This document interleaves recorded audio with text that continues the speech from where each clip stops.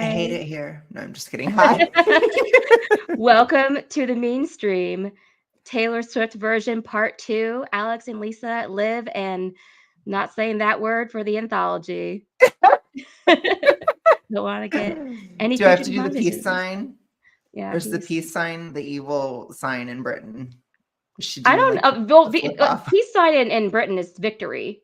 Yeah. Yeah. So it's like the opposite of peace. It's like we conquered you. It's all about just basically what it's about. Pretty much. I got my uniform on. I got my Tortured Poets hat. I got my Tortured Poets crew neck and the Love. ring. The ring I was missing last time. Love. And the gray nails. Love. Yes, it matches the hat really well. Yes. I love Yeah. it. I'm wearing a shirt I wore in high school. This is the closest thing I have to gray. It's like a warm, warm gray. Hmm. But it's for high school because it's representing so high school, which is Travi. We think it's the only song that she's written about him. Yeah, the alchemy could be like an amalgamation, Mhm. but she's In like got part different parts about inspo, her. yeah. Yeah. Yeah, 50 Shades of Grey. Yeah. Well, anyways, guys, welcome to the mainstream. We're going to be talking about the anthology, which, as I said, is part 2 of Taylor Swift's Tortured Poets project. We were expecting like 15, 16 songs plus 4 bonus tracks, and then this bitch at 2 a.m. the night of the release drops like a completely like second half of the album, and there was 31 songs total, and we were like, we cannot get through 31 songs in one Oh, stream. no. No Yeah, way. so we're looking at this as part 1 and part 2, and this is the next 15 songs on that album. So Dang, there's 15? yeah, because it's 16 on the first one and Wow. 15 on the second one. She did like 2 full albums. Now some artists only do like 10 or 11 songs per album, Mhm. so she kind of did like 3 all together. Yeah, that's crazy. And then there are still Swifties that are like, "There's gonna be a triple album," and I'm like, "I don't think so." Then she would have been doing this. But she did this and all the promos. She's like, I got 2 things to tell you. And then just popped it just up just like everywhere. She had like Jack Antonoff doing this. I think she had Post Malone doing this. And then we're Oh all my like, gosh. what is Okay. it? So we're like 2 a.m. Something's happened at 2 a.m. It's gonna be and we all joked it was gonna be a double album because Swifties have been joking about her dropping a double album for like over a decade.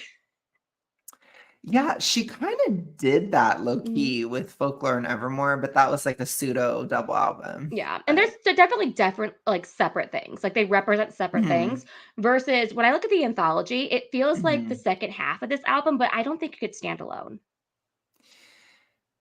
I don't know if in my opinion, if either of them could, because it would Mhm, just be so midnightsy if it was mhm, just the first one, which is yeah, would have been probably better for Gen Z. I guess they would have liked it. But for me, I wouldn't have been happy. yeah, And with the anthology, I was like, this is complete. Like, because yeah, I felt like the original, the Tortured Lesbian Department, Tortured Lesbians Department, that one is external and it represents her 3, which she's mhm, an Enneagram 3 for you guys who don't know. And then the anthology, um, or I don't think I changed the name of that one, but the lesbian anthology would be the second one. And that one's the Enneagram 4 side, and that's the internal. So it's like yeah, the internal state of mhm, her. And I really loved that. And I think she's a really good artist that mhm, represents those 2 sides. yeah, And so this was very good, and it definitely made this album the sister album to Evermore, or the yeah, twin, because we say she has twin albums that yeah, are kind of connected, and this one's connected to Evermore, which I love Evermore. So I do yeah, love this album. So we got this. yeah. But yeah, I was at the gym when it launched, and shout out to Archer's Maroon on Instagram. Love you, girl. That is not me. I feel like people accuse that of being me. But she is the Swiftie that I follow. She's like the best. She's like most on my wavelength as a Swiftie. She's this random girl from Germany, and she's That's so going to the funny. Eras tour. Oh, Which, good for you her. know what? Good for her. She's Yeah, really young. I think she's like in her teens, so I'm mhm, happy for her. I'm really happy, and yeah, she's so excited to see her in Germany. I'm sure I'll get all the updates when she goes. But yeah. So, anyways, I found out because of her because she had retweeted or reposted the Taylor's post. And then I looked at Taylor's post and I was like, oh my gosh, I love the black dog picture. And then I looked at it and I was like, what the heck? What? Yeah. And I said, like, I saw it at 2 a.m. because I knew something was going on at 2 a.m. And when I saw it, I was like, I didn't understand. So I just went back to sleep. I didn't realize it was like a completely separate thing, like 15 more songs. And I just kind of like it wasn't until the next morning when I looked at your messages that I realized like you're like, what do you think of the second half? And I'm like, what? I was like, I don't know if Lisa knows. And I was like, I'm not going to give any spoilers just in case she doesn't know. So I just saved my thoughts. And all I said after I listened to it was, if she does a tour, we have to go, which that is like highest praise from me you could ever ask for. Like, I am very introverted, as you guys know. I say it all the time. And I hate going to concerts, honestly, like for the most part. Like, I have to really love something to want to go. Even like Eras, I would have gone had I had the opportunity. But I didn't love that it was like all the different eras. Like I would love just like an Evermore / Folklore concert. I would have died to go to that. Like I would have been like, I have to go. But for Eras, it's like, you know, there's, and then I have terrible concert luck. So she picked a lot of songs I don't care about as much. So it's that kind of thing. But when this one came out, I was like, if she tours, we have to go to this. This is really good. And and we're gonna find out in a week though if she just adds Tortured Poets to the set, and that's gonna be. I mean, I'll watch it online, but I'll be like really disappointed. I miss Long Live, you know. I know. I think if she does that, I think she might be more canceled. I think it will be like another point, another like minute closer to midnight. I think that her cancellation, it's not even begun, but it's so in motion. And I think in June is when it will really start. And then by August, I think it'll be fully going. I don't think she was anticipating this album doing as well as it did. Like, I think with the success of Midnights and the success of the tour, I think she probably thought it was going to do better than she expected when she was working on it. But I do not think she thought it was going to make over 2 million albums, like sell over 2 million albums. Yeah, I looked at it astrologically and I told you, which it's not like super psychic or anything, but I told you, I was like, this will probably be one of her highest selling albums. And I think it is, right? Isn't it the highest one? So I knew because she launched it on the Jupiter, Uranus, Taurus conjunction, which is very like a boom of money and like a very fast amount of money. Yeah. And so I knew she would make hella money, and she did. You know, but that was obvious. But you just weren't sure if it was going to be good or not. That I worried about. But luckily it is good. But it's still, as we established, because it's good, it's hated. It's such a weird time we're living in. Yes, I know. And but I mean, I love it though, because it's like, it's loved by millennials who get it, who are there for the lore, who grew up with Taylor. Like people like you and me were the same age as her. And I'm like 6 months older than her. And so we get it. We hear she does so many callbacks and references to her old work, like lyrical references that are like deep cuts, like lyrical deep cuts to other deep cuts. And so like you hear it and you're like, right? Like you're like, this is referencing that song from like 10 years ago. And then all these Gen Z Swifties are like, it doesn't sound like Midnights enough. Doesn't sound like Clever. Which it's like, to me, Lover and Midnights are definitely their twin albums. But it's like, I'm a hater of both of them. No, I'm just kidding. I'm just a Midnights hater, honestly. But it's like, that's not the only side of her, you guys. It's like, she's had a lot of different sides. So we get that. And so when she put out Anthology, I was like, oh, this is giving folklore vibe. This is giving like, this is the poetic part of the album rather than the more poppy side. And I really enjoyed it. I was just at the gym and I'm like, oh yeah, she still has it. Because I was worried she was like losing her talent. I know that's really harsh and a super harsh criticism of Midnights, but I was honestly like, is she getting so hypo that she's losing her brain cells and she can't write anymore? Like or was she so much of an alcoholic she's losing it? Like I didn't know. But now we know she was just trying to stay with Joe and all that. And I would say the pop songs on the first half in the Tortured Poets department are better than the pop songs on Midnights because they're more Mhm. honest. And a lot of Mhm. people who loved Midnights are like, there's no bops on this first half of the album. Like, there's still like good songs. I mean, there's still that bop of I Could Do With a Broken Heart, but like Mhm. even like Down Bad is kind of a bop, you know. Guilty as Sin, it's not a bop, but Mhm. it's a dang good song, you know.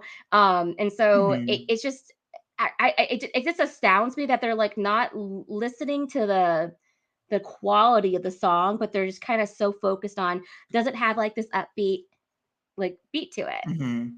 But Midnights didn't either, which is what I don't get. Well, I mean, they did have like Midnights, Lavender Haze, like I mean, yeah, yeah, it was all very, it's very flat, yeah, or like kind yeah, of not very boppy, like on a yeah. level of bop is, but again, I mean, It's not 1989, which is the old song, yeah, it's but nowhere the near bop 1989 Bible. or even a Red. Like there were more bops Yeah. on Red Yeah, but than I mean, like, Midnights. Midnights was definitely, like, muted, but it still had, like, Mhm. Midnight Rain. It still had Mhm. Lavender Haze, which they loved. I mean, I like Midnight Rain, Lavender Haze is good, Mhm. but, Yeah, I agree. but this one, it's like, they're all I mean, it's a freaking breakup album, you know, and it's Right. yeah. She's gonna be sad. I mean, and I get Yeah. it. I even said when before this came out, I told Mhm. you, I was like, it's a little bit off time Mhm. with the culture because people are getting over being sad. They're Yeah. tired of it. This is a year where that's less popular. But Mhm. at the same time, Taylor, she knows the astrology. I know Yeah. we know she does. She knew that it would have to be somewhat sad, but Mhm. also somewhat not. And this album is sad and satirically sad. So Mhm. it's a combo, which Yeah. means it is in time, but people don't get it. Yeah, people don't get it, but And also it's very mhm, what shows that she gets it is that if you listen to the last song on the anthology, which we're gonna get to eventually, is on the manuscript, she basically says, "I'm letting go of all of this. I'm not," mhm, and it's basically told everyone, "I'm not sad anymore. This was the sadness that I experienced, but I'm letting go," and mhm, basically choosing to be more positive, and that is of the astrology, you know? mhm. It is, because Mhm, that's the biggest struggle of Pluto and Aquarius mhm, is can we um compartmentalize our trauma and move on. That's mhm, basically what it's about. And people who can't or mhm. refuse to, they will do really, really poorly in Yeah, Pluto and Aquarius. People who can, they will do great. yeah, And I think Gen Z will have a particularly tough time mhm. with that. Whereas um, I think millennials will do okay because Yeah. we've wanted to get out of this for a long time. Oh, definitely. A lot of millennials I knew, like, following on social media, like, just people I knew in my life who were very, very, very much attached to their victimhood and their trauma. A lot of them have, in the last couple of years, got married, started having Mhm, kids, moved on, and they don't complain on the internet anymore. And that's a great mhm, thing to see because for some point, like, I thought it was gonna go on forever, but when I look at Gen Z, maybe they'll get to that point where they grow up, but the mhm. difference between millennials and them is that millennials didn't start becoming victimy until after they were actually victimized, you Yeah. know, versus Gen Z wasn't victimized, but they made their personalities their victimhood. And so it's like, who even are you without that? And I feel like that's what Mhm. Gen Z's gonna struggle with going into Aqua. I think so too. Also, the difference between extrinsic and intrinsic motivation, which I Mhm. am shocked, honestly, that Taylor is doing it. Yeah. I was like, girl, I did not see her because she was so a zombie in Mhm. Midnights, like just really trying to be the pleaser of the Well, masses, she was dating like, Joe. yeah, I guess he sucked the life out of her. Yeah, they were smoking. Yeah, but she is intrinsically motivated in this album, and I'm so happy. She's gonna be fine. She's Yeah, gonna make hopefully. But it. we'll see what happens with Travis. I think it's gonna be a vicious breakup. And then I'm we'll get putting it the out album. there. And then the album I comes. know. Well, I'm hoping that the next album will be the sister album to 1989, and Mhm. Travis will be like the bad blood moment on the album, and I would love it. Oh gosh, I would love it. Oh, I can see Mhm. it, and you know I would love it because I don't like Yeah. him. I mean, I would just love Taylor to have her 1989 part 2 era at, like, 36 years old. It would be Yeah, everything. I'm I like, "Do love it." it. Like, we'll be here for it. We'll be here for you, Oh Taylor. yeah, I I'm want you to strut ready. down the catwalk on the stage again. She's still we know she's gonna look amazing at Yeah. 36. I think she looks more, like, amazing at 34 than she did at 25. I think she was so in her ED at that Yeah. time. So it definitely, She looks yeah, fit she's and healthy. healthier. Yeah. She looks Yeah. healthy. Well, I'm so Alex, let's excited. jump into the anthology and start talking Yeah. about. So for this one, we were like very, very unlike the first part of the album. We were very into like trying to figure out what element each of these Mhm. songs kind of represented in the astrology, like earth, water, fire, air, Mhm. and we could a lot of them we couldn't narrow down to like a particular sign, but we understood what the element was Mhm. and kind of what she was going for, and she did a really good job. We determined of kind of just exploring every side of her personality because she does have all the elements in her chart. She's a Mhm. Sag sun, so she has the fire in her sun. She's a Scorpio rising and a Cancer moon. She's got water there. She's got a whole bunch in Capricorn in her second house. That's Earth, and then she has Venus in Aquarius, which is an air. Mhm. Mm-hmm. And that was also influenced by Pluto. So the Mm-hmm. Pluto in Aquarius, I think it did influence her and Yeah, really inject a lot of air into her creative process, especially since yeah, Venus rules her creativity, or it mm-hmm. would. It's a creative planet. Yeah, So I was like, this is super interesting because she's the least airy, like she has the least amount of air of all the elements. But this time, I feel like, especially with Pluto passing her Venus or getting mm-hmm. really close, it's forced her to inject tons of air Yeah. into. I can't remember if that Venus is second house or third house. I need to look it up really quick. Okay. Um, let's see. Her Venus is what? That is not Taylor Swift's astrology chart. What? Crazy. Crazy. This person's trying to say there she's a Capricorn rising. I'm like, no, No, no, no. We already know that she's a Scorpio rising. Scorp. Scorpio rising all the way. Because she reinvents herself. Yeah, she Yeah. does. And Yeah. she was So traumatized.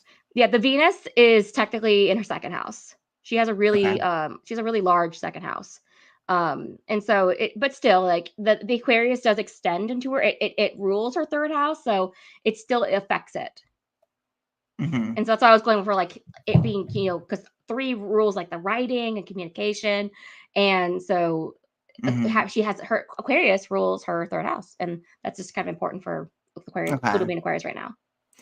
Oh yeah, when she's Hmm. also having Saturn in the fourth, which I just finished that transit. One Mm. of our friends is also in it. She's having her Saturn return. Shout out.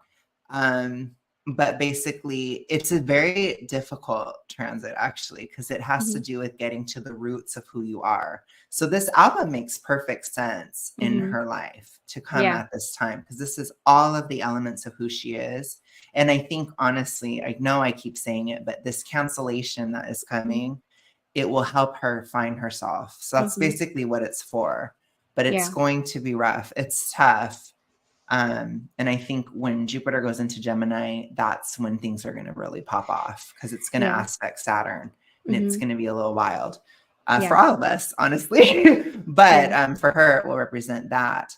But this album is her getting back to her roots Yeah. in a very profound way. And I'm really happy with it, honestly. Yeah. But should we get into the songs or? Yeah. So the Okay. first one, so the anthology opens up with the Black Dog, which is honestly, in my opinion, one of the best songs out of all 31 songs. It's in my opinion, Mhm. it's so good. I love It it. I is. love the lyrics. I love how she's stalking him on her phone. So like if the lyrics of the song kind of talk about how when you're in a couple relationship thing, you kind of track each other's like use that phone tracker thing to know where each other are. And it's just a song about how one day she opens up the phone tracking app and she realizes he never turned her off, like, so she can still see where he's going. And she sees him walk into this bar called the Black Dog. And she sings these lyrics, old habits die screaming. And as we get through the song, she's like, how do you not miss me in the Black Dog? And by the end of the song, she's like, I hope it's shitty in the Black Dog. I love She's it. just like losing it, imagining like what he's doing in that bar.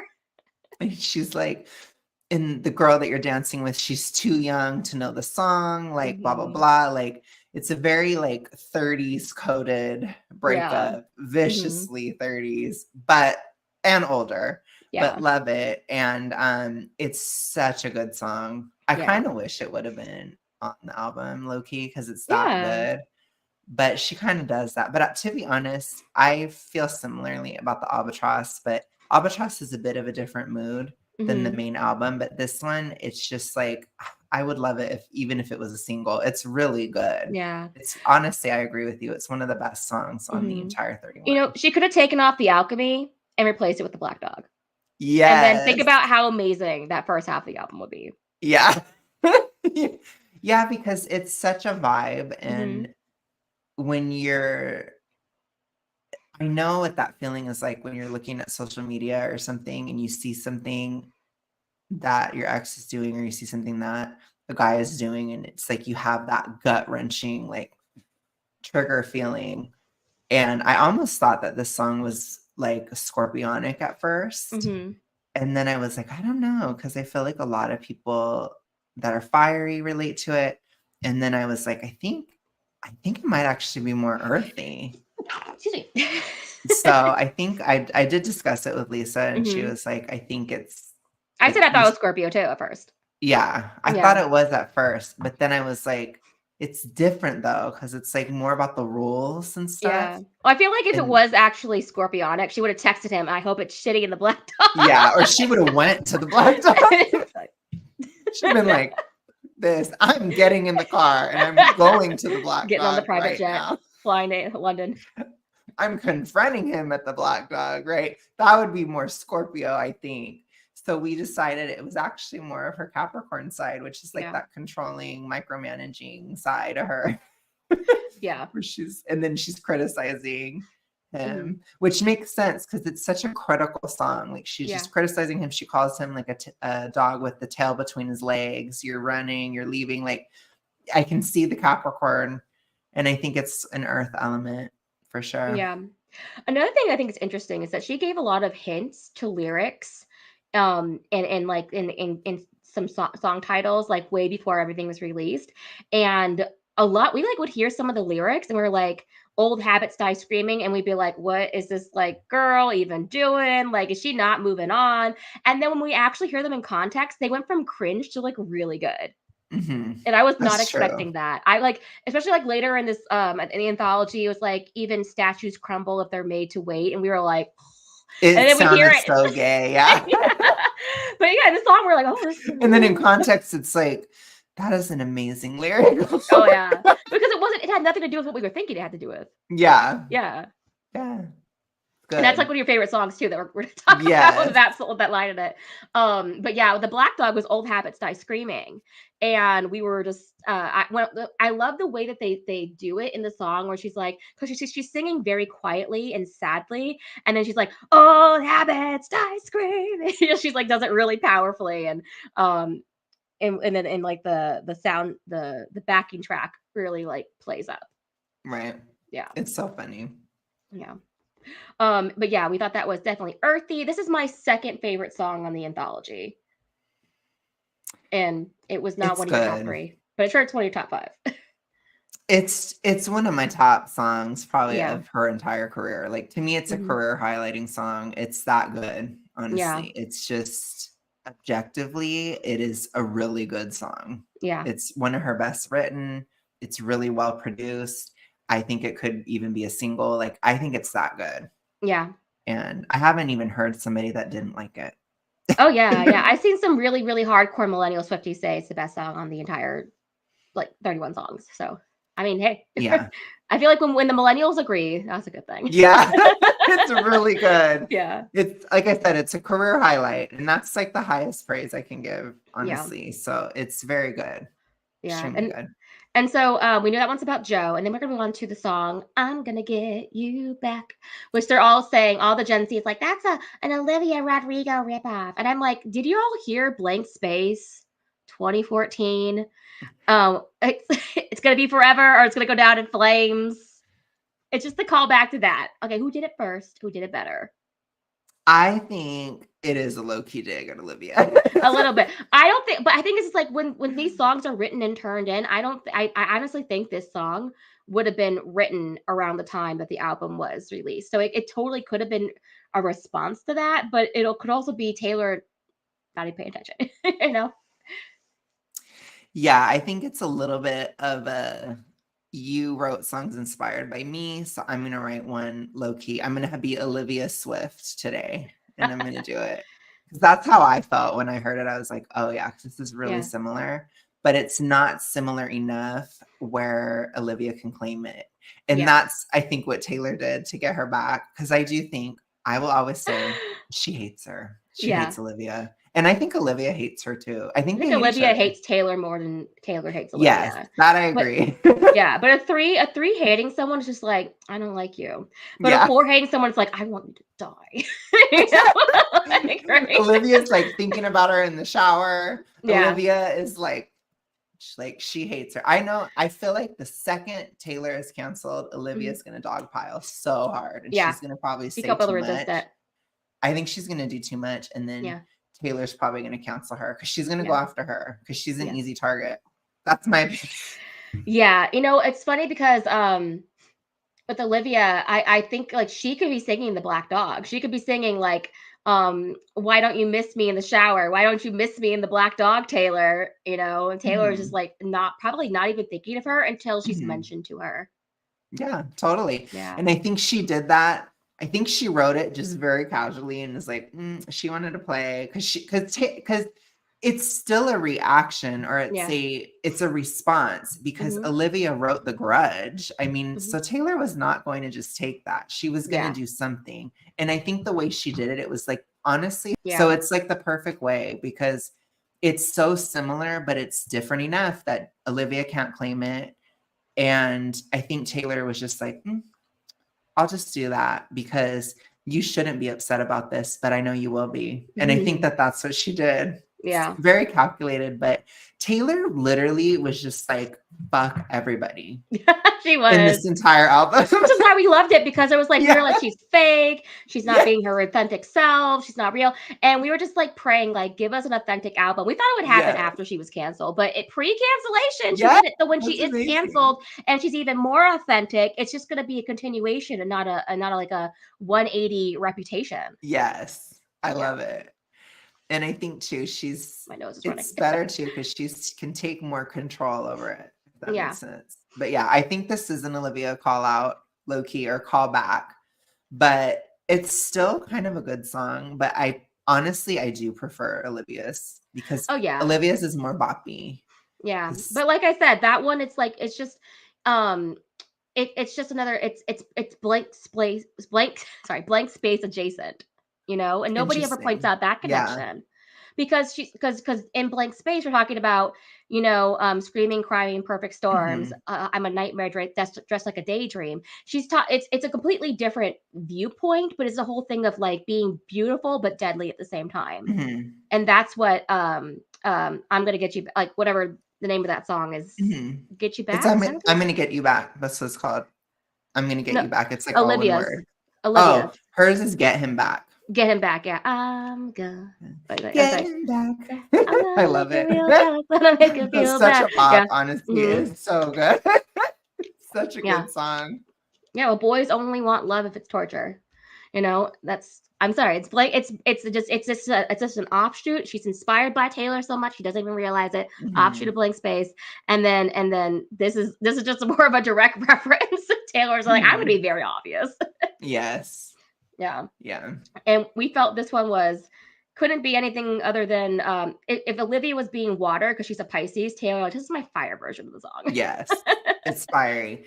It's definitely Sag fire though. It's not like blasting fire, but it's there. It's that Sagittarius low ember fire. Well, I always see Sagittarius as a wildfire. You never know where it's going to come from.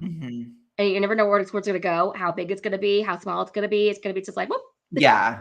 I think this one, it's definitely a smaller wildfire. Yeah. Versus like, what's it called? But Daddy, I Love Him. That one's like a wildfire. That one's like a large one. It's like, woo! I love it. Well, she literally says, I'm going to burn my whole world right down. Yeah. Listen to one more second of all this bitching and moaning. Like that is like classic line. Yes. When I heard that, I was just like, And it just reminded me because my dad, he's very Aries sun, Aries moon, and he always would when I would like bitch and moan growing up. I mean, I always thought for good reason. He'd be like, "I'm tired of listening to this bitching and moaning." And so when Taylor said it, I was like, "Oh, that's such a fire sign thing, isn't it?" Yes, it is. I'm Definitely. Gemini, so of course I'm bitching and moaning.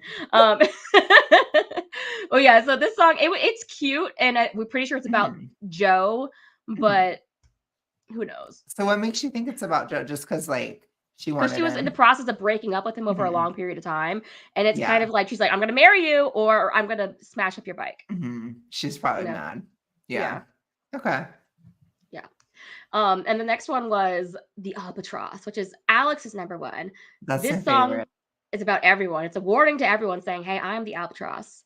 I'm dangerous. You've been warned. If you're gonna get with me, you know what's gonna happen. You're gonna get an album written about you." Very watery. Yeah, this one is pure Scorpio. It's very Hmm. scorpionic and it's very I love it because I love the cover, Hmm. which I did get my package from Lisa. I think I'm gonna Where film a is it? video. Show me. Show me. Okay, I should. Okay, hold on. Okay. Yeah. So I accidentally double clicked on when I was purchasing because when you get these bonus ones go up, you got to buy them really quickly, or else they'll go out of stock. And so I accidentally double clicked and bought two versions of this. Just happened to work out that that bonus track was Alex's favorite bonus track out of all of them. It's just like he's the albatross and I'm the bolter, and so I sent it to him along with the I also got a second vinyl of the standard edition with the I'm manuscript so as bonus track. paranoid about Yeah, showing Maddie. yeah. 1 second. Okay. I was just explaining to him how you got it because I accidentally double clicked. And you also got some little Taylor 1989 hearts in there.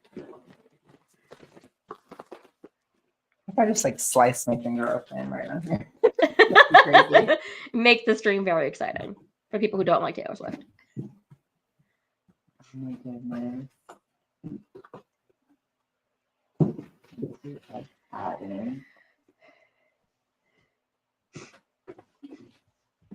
Ooh, oh, this is thick. This is a Yeah, it's like thickie. because there's stuff in it. Nice. So You this should. is the album of the Mhm, Albatross, and I was trying to. It's not great because I have glare, but mhm. it's kind of like she's at the ocean and she's wearing the guy's shirt, so it's kind of like somebody that's rooted in scandal or like that other could be the other woman, but it's not necessarily. It's just like but it's that same level of like, oh, you're the other woman. It's that kind of that's the feeling that people have where Yeah, it's like, ooh. And then they tell people like she's the albatross, which I think the mhm. albatross, it's a saying like you have an albatross around your neck, Yeah. where it's like It she's weighs like you your down. it's an Yeah, anchor or like a ball and chain. It's really bad. Super yeah. mean. And the But albatross it's is a really large water bird. It flies for a mhm. very long time and hardly ever lands. Yeah, look it. And that's Alex. He's the albatross. Yes. He has the Black Dog pose. So like the cover of the Black Dog album is Yeah. Alex's pose or the anthology cover. But he relates to the song more. Yeah, and I'm gonna recreate it when I Hmm. hopefully go to Cali. I'm gonna Yeah. recreate this, so I'm excited for that. Hmm. Um, gosh, this is so pretty. I'm gonna definitely have to look at the pictures. Yeah. And there's Oh like my inside gosh. there's like a patch Ah, and a bookmark. I love this. It says Mhm. she's the albatross. She is here to destroy you. That's me. That's Alex. I really get that treatment a Oh my lot. Um, god. honestly. I need to open up the bolter. I haven't opened mine yet just because I like to when I buy things, I like to open things up really slowly so that because when I'm sad, that it feels like I bought something, you know? Oh, okay. Because I have I to love like that. I don't eat my feelings, I shop my feelings. Oh my gosh, these pictures are so gay in here. She's a lesbian. No, I'm just kidding. As I told Alex, I was like, I'm gonna do my best lesbian look today. I'm just put on a baseball cap Yeah, and a sweatshirt. representing the lesbian moment. Send a This is so picture. gay, Taylor. If Taylor happens to watch, just know I'm teasing. Yeah. Could you imagine if she watched this? That would And be did so she watch it? crazy. She'd be like, I'm banning those bitches from my tour. They keep calling me a lesbian. We know you're not a lesbian, Taylor. And also when we do it, it's a compliment. We're saying you have Just kidding. lesbian energy. I Which is do a not think you're compliment. actually lesbian, Taylor. I No. promise. I Yeah. believe that you're in love with men. I do. Yes. So that's all you need to know. Whatever else I speculate, Yeah. I will keep quiet. No, I'm just kidding. But no, this is amazing. And then she has this one. Does she have different ones? Yeah, on yeah. So this? like Okay. so this is the bolter. And Nice. it's here. And then I love this one. Look at that. Oh my gosh, I love it. It's very lesbian. It And is. lesbians are code word for amazing and beautiful and wonderful. Because why? Because that's what lesbians are. Yes, But look, it's not a bad thing. yeah, Oh my gosh. it's okay. That's why I love it. But yeah, she and this one on the inside it says, because I'm sure you read what yours says. Mine says, and she just knows she must bolt, and that is why this one is for me. Because it's just me running away from things. It so is. And you get the little envelope in the back. Oh yes, I did see the envelope. It's my artifact. Here's the bolter. I'm a little rabbit. Let me see. Albatross, the bed. Ooh, there's a magnet. Definitely have to put that on my fridge. A magnet. When I get my new fridge, I'm putting that on. Oh my gosh, love. This is so cute. Yes, I'm so glad I double clicked. I am too, damn. I'm like, now I don't have to buy you a birthday present. I'm just gonna give you something of this. Love. So I might actually put this on something. Yeah. And you get little individual pictures too. She's doing a 1989. And at first blush, this is fate. Look at this. Oh my God. Look at that with her hand outstretched. Oh my gosh. Yeah. That is so gay. Sorry. Give me a second. I don't know what I sneezed and now my nose is running like crazy. Okay, no problem. Of course, midstream. I'll show them some pics. She's so gay. I love Taylor. She's gay. She's the death you chose. You're in terrible danger. Oh my God, I love that. That's the Albatross, you guys. Albatross lyrics. Oh man, I love it. I love the picture there with her like off the shoulder. She's so like, she can so do her Scorpio thing. I love it. I'm Scorpio rising too though, so I can do it too. I can do it too, Taylor. Yeah. As she was leaving, it felt like breathing. Yes. But this one with her like lacy shirt unbuttoned, showing her bra. Oh my gosh. I know. And like her mouth slightly open. She's like, look at her eyes. Oh my gosh. Ended with the slam of a door, but she's got the best stories. Oh, that's the one where they changed the lyric in the third time she sings it. Instead of saying, ended with the slam of the door and you'll call her a whore. She didn't put that one on there with this picture. She got the best stories. Oh my God. She wanted the best stories about being a whore. Oh, this one. So I crossed my thoughtless heart, spread my wings like a parachute. Yeah. Oh, you got one too. Oh, hers. That one's her. She's looking down. Yeah, she's this like one she's looking moody. She's like, yours is like she's being a whore. Which it's okay, Taylor. It's okay. Yeah, Taylor. We know you love sex. I love Taylor. I love that she's sexual. I would not appreciate Taylor as much if she was like not sexual. So yeah. I will just put that out there. Yeah. Oh God, lock me up in towers. But I'd visit in your dreams. Cute. Oh, I love the tube top. Yeah. Cute. Yeah. This one says hearts are for the breaking. Oh my gosh. We forgot to say during the black dog where she says, I hope it's shitting the black dog. It's a callback to Last Kiss where she's like, I hope the sun shines and it's a beautiful day. And I love the growth from being like 20 years old. Yeah.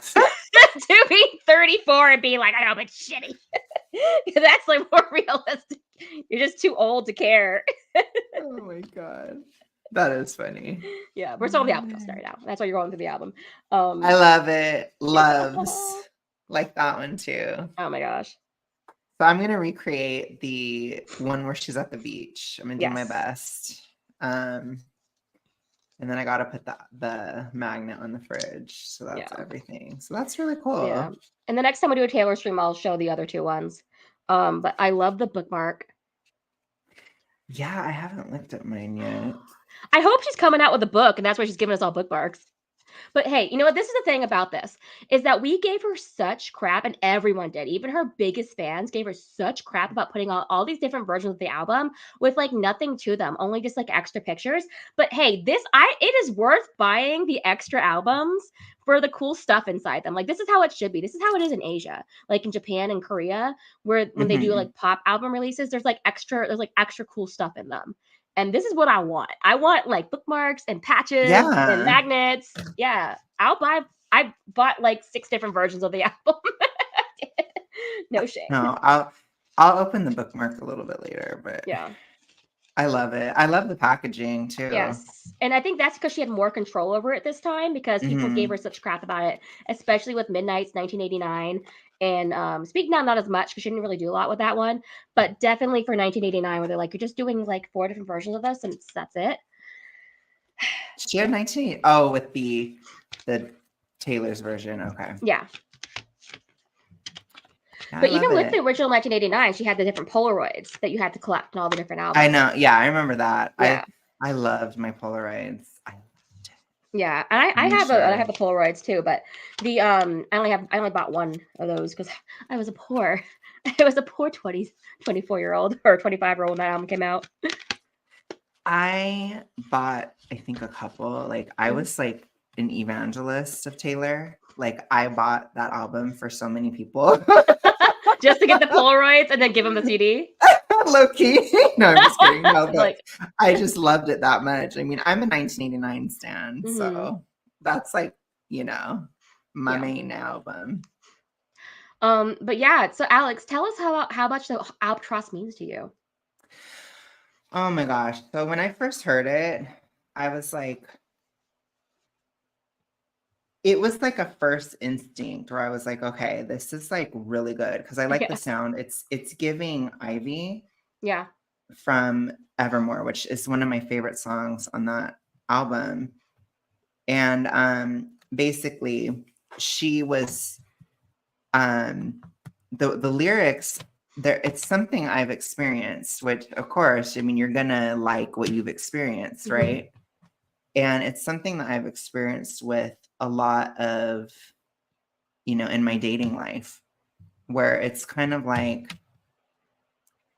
it's a little bit gay, a little bit, but shh, don't tell her. But for me, I think it was always scandal because I was gay. So there's always going to be a scandal if you're gay. And then I'm a 4, which I think the Albatross is a 4 for sure. It's her 4 side, but it's kind of like that hidden, mysterious type of person. And it's that type of relationship where somebody kind of hides, or they feel the pressure to hide that they're with you because there's a certain scandalous aspect, whether it's extramarital, whether it's gay, whether it's just whatever. Like maybe the guy doesn't want anybody to know that he's with somebody. Or if they feel overshadowed like Joe Alwyn, and so they have to fake a private life to drag her into. Yeah, which I think the interesting thing about it, I do think it is about Joe, mostly just because he's the freshest. But I think that it's an amalgamation. It's very Scorpio rising coded because it's about the Albatross. The original legend, I think, if I'm correct, is that there's like a sailor, and I could be wrong, but he sees the Albatross going across the ocean. And he feels superstitious about it. And he's like, I shoot the Albatross and then something bad happens on the ship, or something bad happens. And it turns out that he later figures out that the Albatross is actually protecting him. Aww. So because he was shooting it, that's what was causing the bad things. But when he didn't shoot it, then he was safe. So that's what it is. I know. That's so sad. Maybe she felt like Joe Alwyn was shooting her. Kind of, yeah. And it's because it's that thing of like, oh, Taylor's so evil. She's the demon. She's a witch. She's this. She's all these things. And it's like, in reality, she's there for him. She's there for you, that kind of thing. She says, I spread my wings and catch you like a parachute. And it's that feeling. And I've had that feeling a lot in relationships where it's like people expect that I'm this vicious person, or that I'm going to come after them, or that I'm going to do this or do that. And I don't. And I'm actually there for them. Oh my gosh, Ghost. Well, you never know. You never know. Like Taylor, you never know. But I do think it's, at least there is all that poetry there.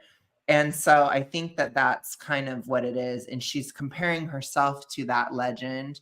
And she's comparing herself with that look of like the him wearing, or her wearing his shirt. Yeah. In next to the ocean. It's very beautiful, and it's super, super well written. I mean, this is like writing in this song, which I love her writing. Yeah. So yeah, I just love it. And it's I like how she switches it and the bridge. I love the bridge, because she's like, when that fire comes down on you and you're persona non grata, like I'll be there too, basically. And I'll tell you how I've been there too, and that none of it matters. And then she says, like, I'm the albatross. That's when she reveals herself as the albatross. And she says, I spread my wings like a parachute. And basically, like, she catches him, kind of thing. And she actually protects him. And then she says at the end, like, I'm the life you chose in all this terrible danger, or incredible danger, or something like that. And it's like, she's saying that you chose this like chaotic, or not chaotic, but like interesting, fascinating person to be with. And this is what you chose, kind of thing. And I feel like that's how it is for people who are into me too. Loki. Yeah. It's a lot. It's a lot. But I think a lot of times when I've been dumped, I feel like my ex, and maybe like other guys too, they're bored. They're really bored after me, because I'm a wild one. I'm wild and I'm not. But yeah. Anyways, I'm the albatross. So there you go.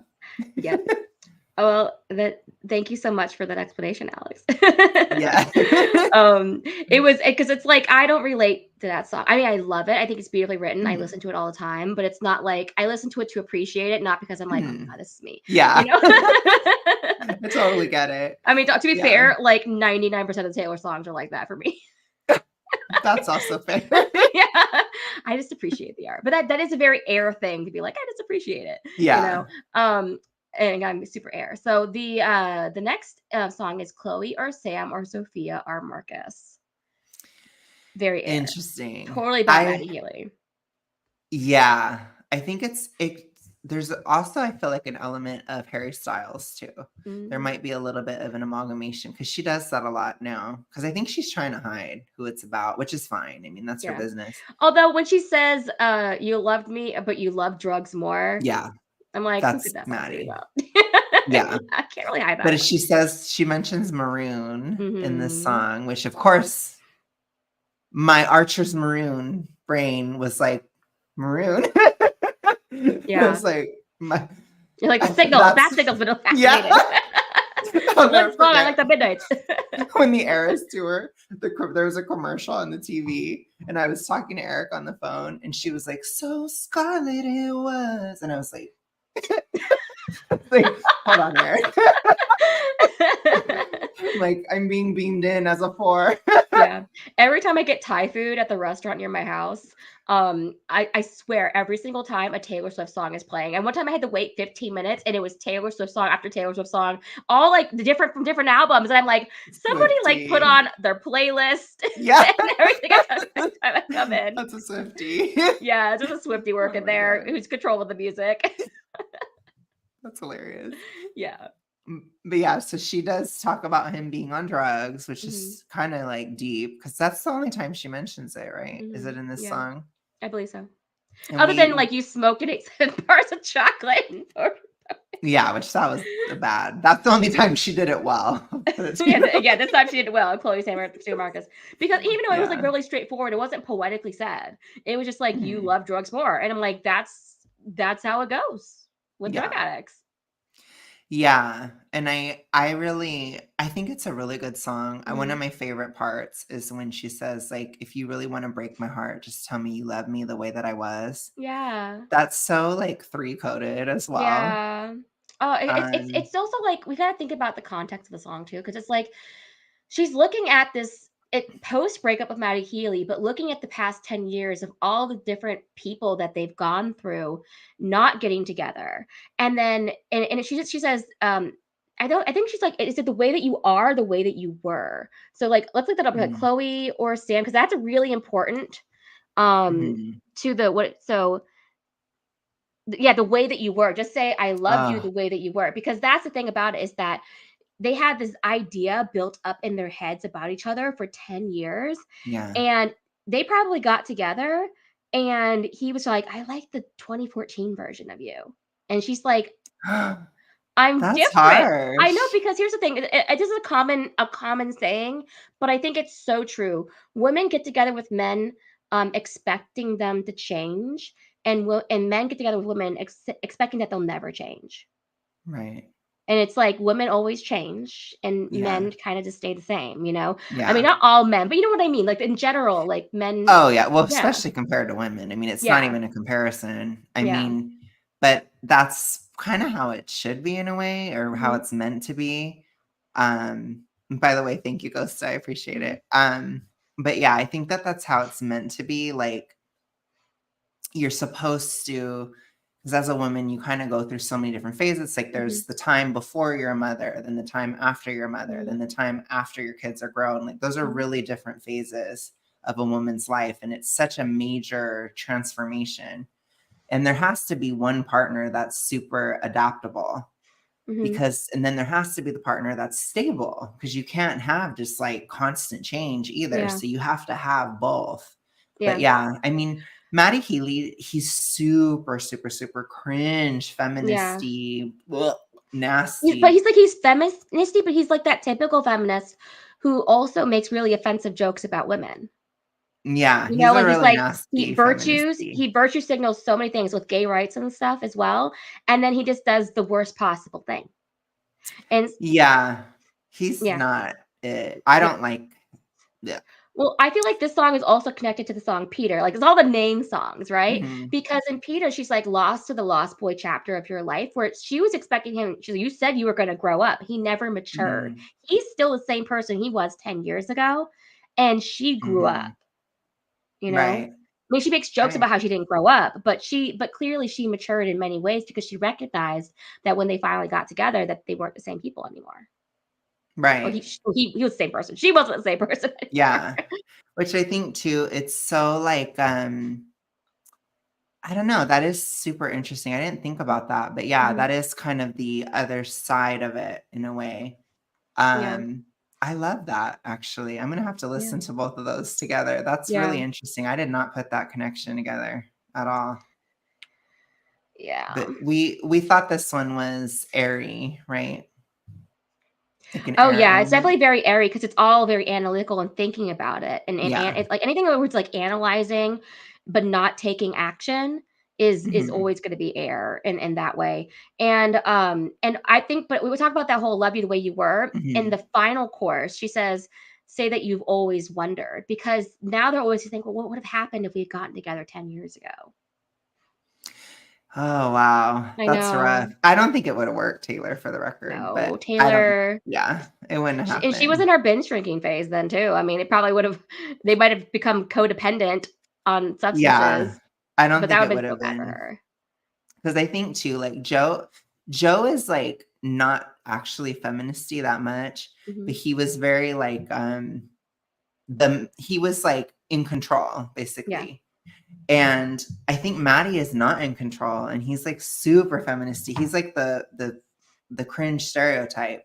yeah, So he's like wanting her to be the man, which is yeah, horrible, full yeah, blown. And I think Taylor just needs a guy who's like super manly, yeah, basically. but Because not an even arc. Joe is too, yeah, Joe is too femmy for her, I Mhm, think. And he isn't even that feminine, but she needs like, boom. She needs like a mhm. Travis, but not Travis, because Travis is evil. She's gonna watch the stream and be like, I hate you, Alex. Meanwhile, Taylor. He's represented. Look, I may hate him, but he's right there, and I'm wearing the So High School shirt. Okay, I represented Joe in the last one. Now I'm representing Trav. I can still be an objective Swiftie. Okay. Yeah, and for the record, I didn't buy that. My brother got it for me as a Christmas present joke, and I just thought it was so funny that I've kept it. Yes, it is funny. And it says the patron saints of cuffing season on it. Oh my gosh, so funny. Yes. Yeah. Which I had to like Google what the heck that meant. Like no, even before I saw that, because I was hearing cuffing in songs. I'm like, what is that? And of course, it's slang that I'm not cool enough to know. It's just about like handcuffing someone, like a ball and chain kind of thing. Oh my god. And I could be totally wrong about that, and I just got misinterpreted again. But Oh my. I would not know. I'm not cool enough. That is the moral of that story. After this is another amazing song. How Did It End? Another airy song of analyzing, yeah. thinking about it. It's the honorary track 5 of the second half of the album, and it's a it good totally one. fits as a track 5. Yeah. Definitely about Joe, and I love the opening lines of he was a hot house flower to my outdoorsman. And as you said, Alex, totally paralleling, he's a flower and she's an outdoors man. Mm-hmm. I think in retrospect, she realized that she was kind of still more of the man in that relationship too, which we discussed in the last stream where, you know, you were saying how Joe had so many mental health issues and he was so emotional, or like he just had so much anxieties or whatever. And she felt like she had to be strong for him, which is not a good starting point.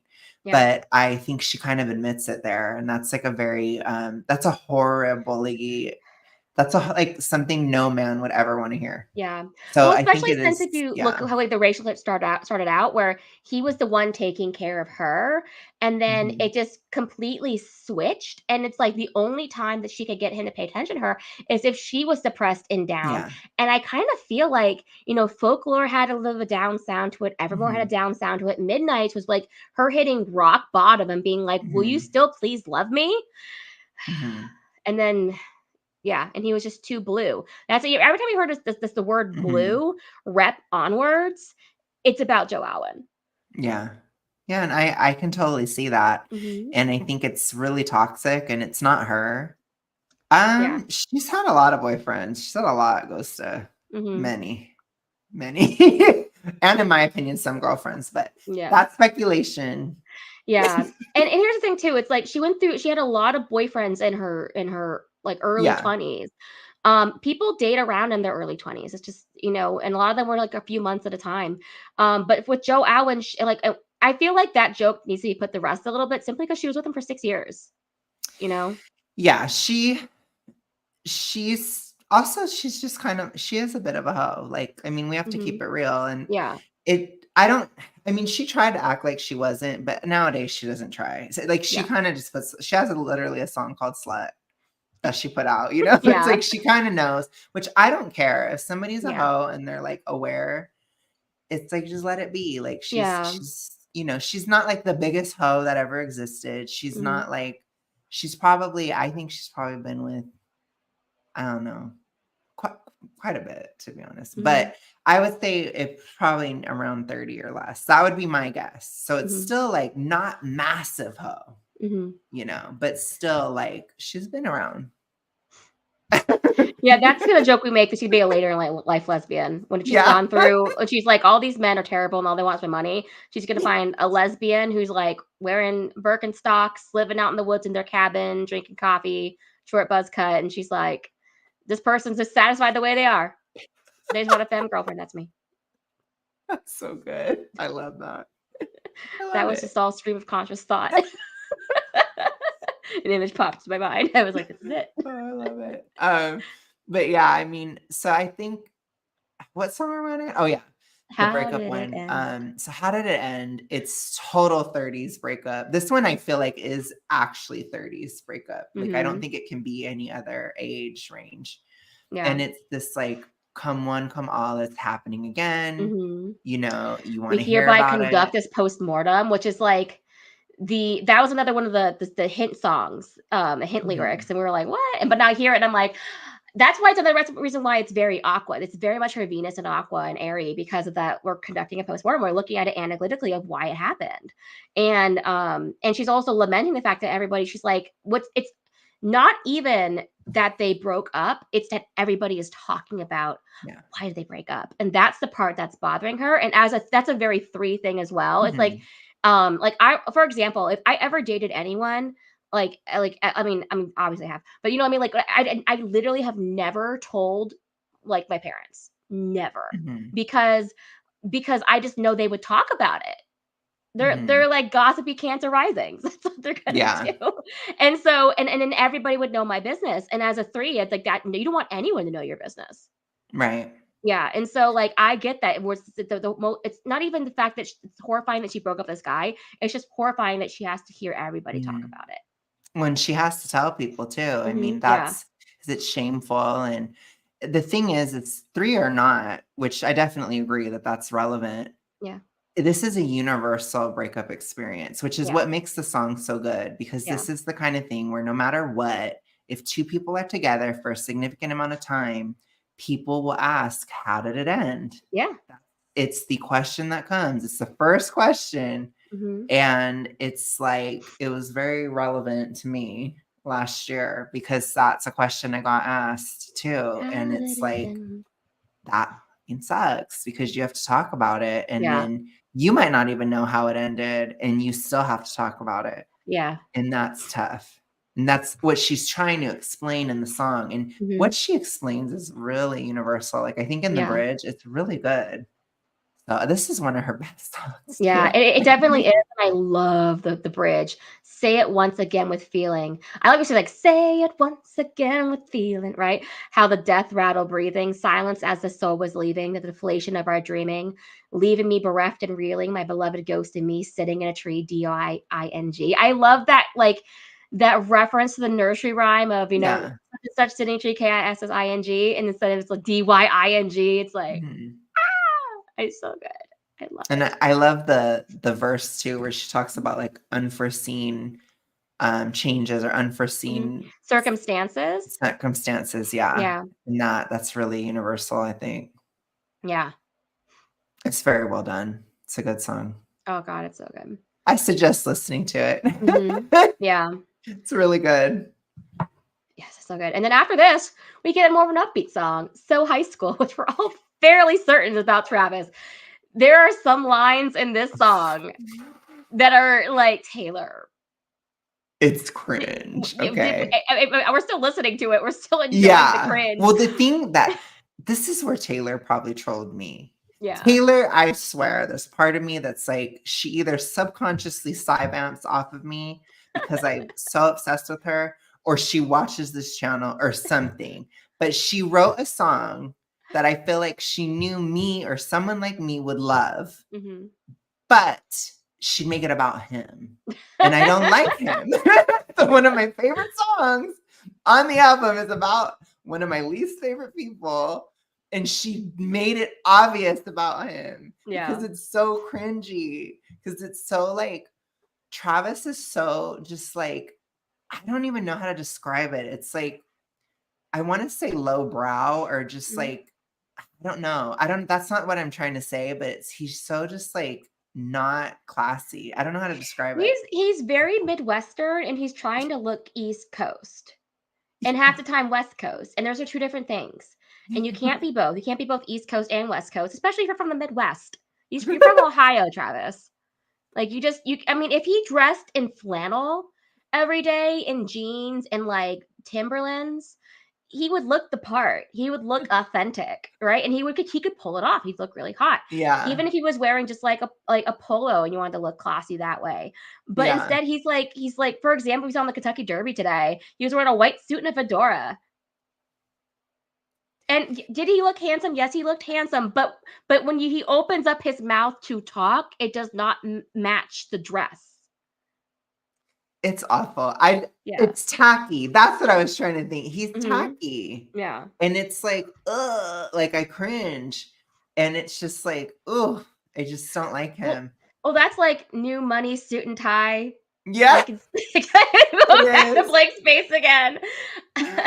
It I can is, and read you like a magazine. he is the Yeah. one that filled in the blank space. But Yeah. I will say too, like I just don't.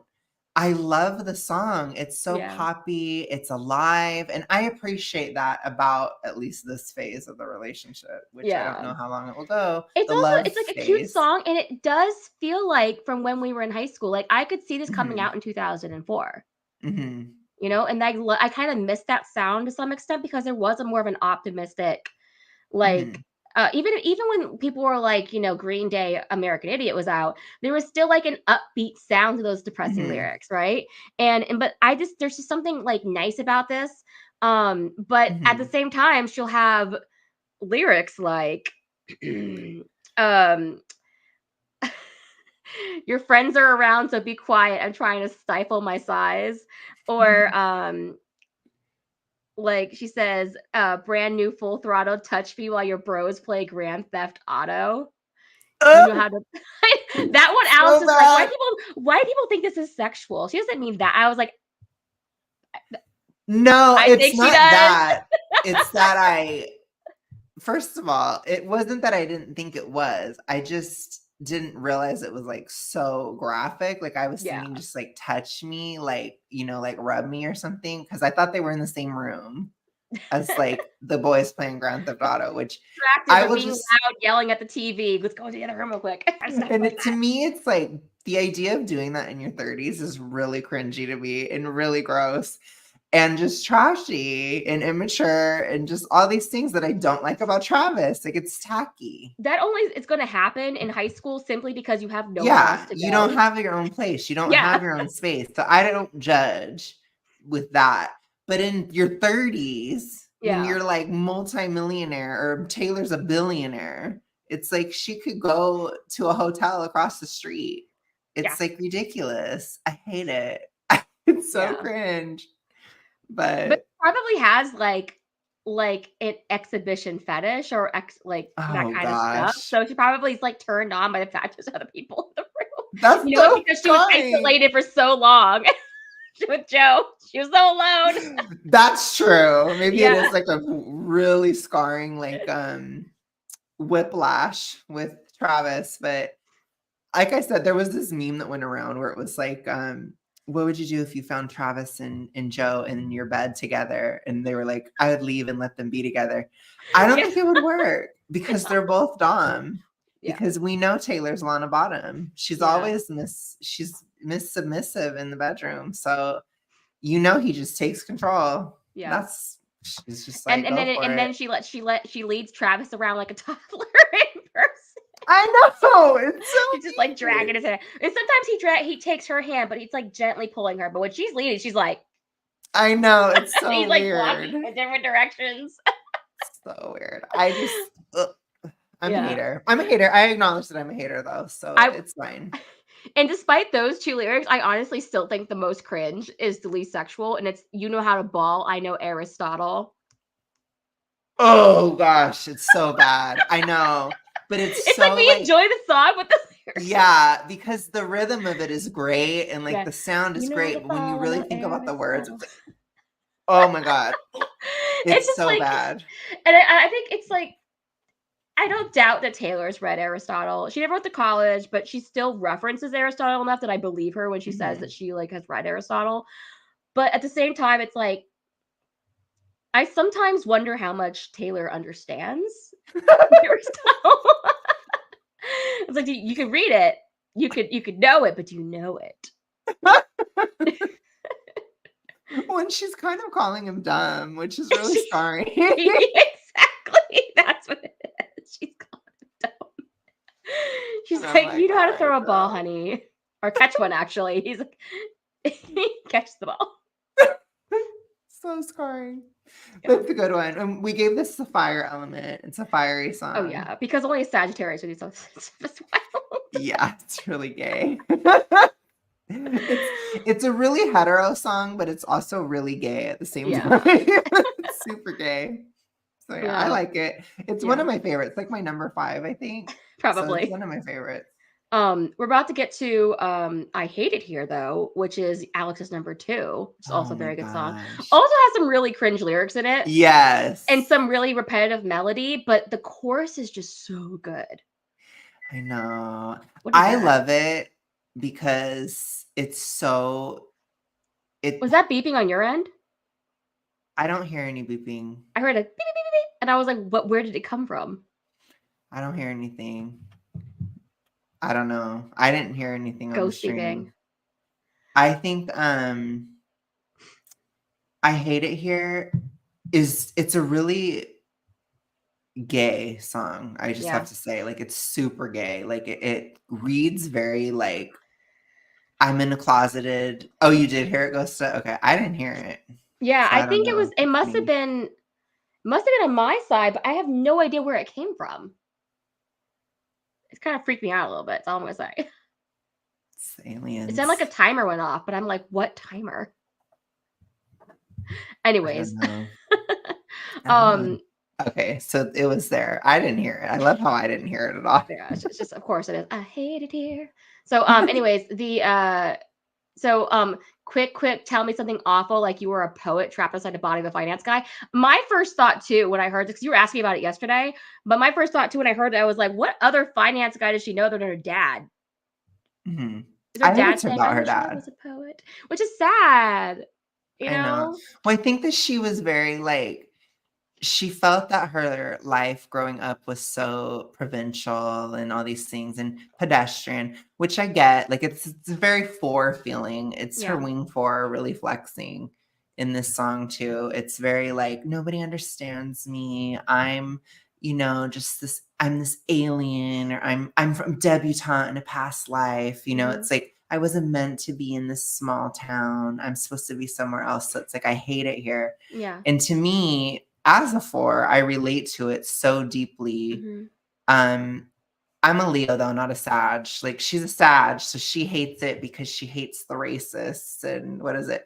Without all the racists and And then being what did she married say? off for the highest bid. And like Yeah, here's the thing, she's not wrong. It's just the way that she says it. It's like when you're I get it that it's like, yeah, there really is no great time to live better than there is right now, but at the same time, it's like it is just a game, and yeah. maybe you shouldn't take it too seriously. Yeah, because she sings about how like her friends would play a game of like what decade would we be in if Hmm. not this one, and Hmm.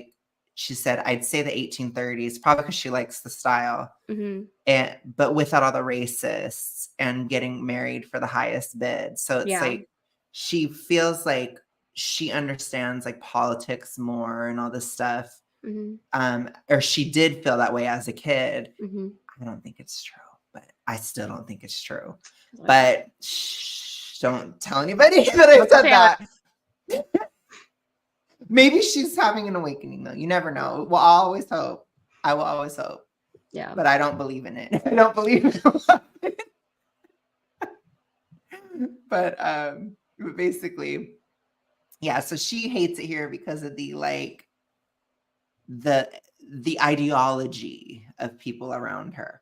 For me, when I hate it here, it's like I hate the social dynamics Hmm. of the group, or I hate how the classes run, or I hate the system that I'm in. It's like I hate school. Hmm. Like I hated Yeah. school. I hated it. I hated Orange County. I hated it. I Mhm. hated the culture of Orange County. That's more cultural rather than like political or ideological. But for Yeah. her, it's like religion and politics as a Sag. But it's a super fiery song. This is a fire song. This is probably the most Yeah. fiery in this whole set.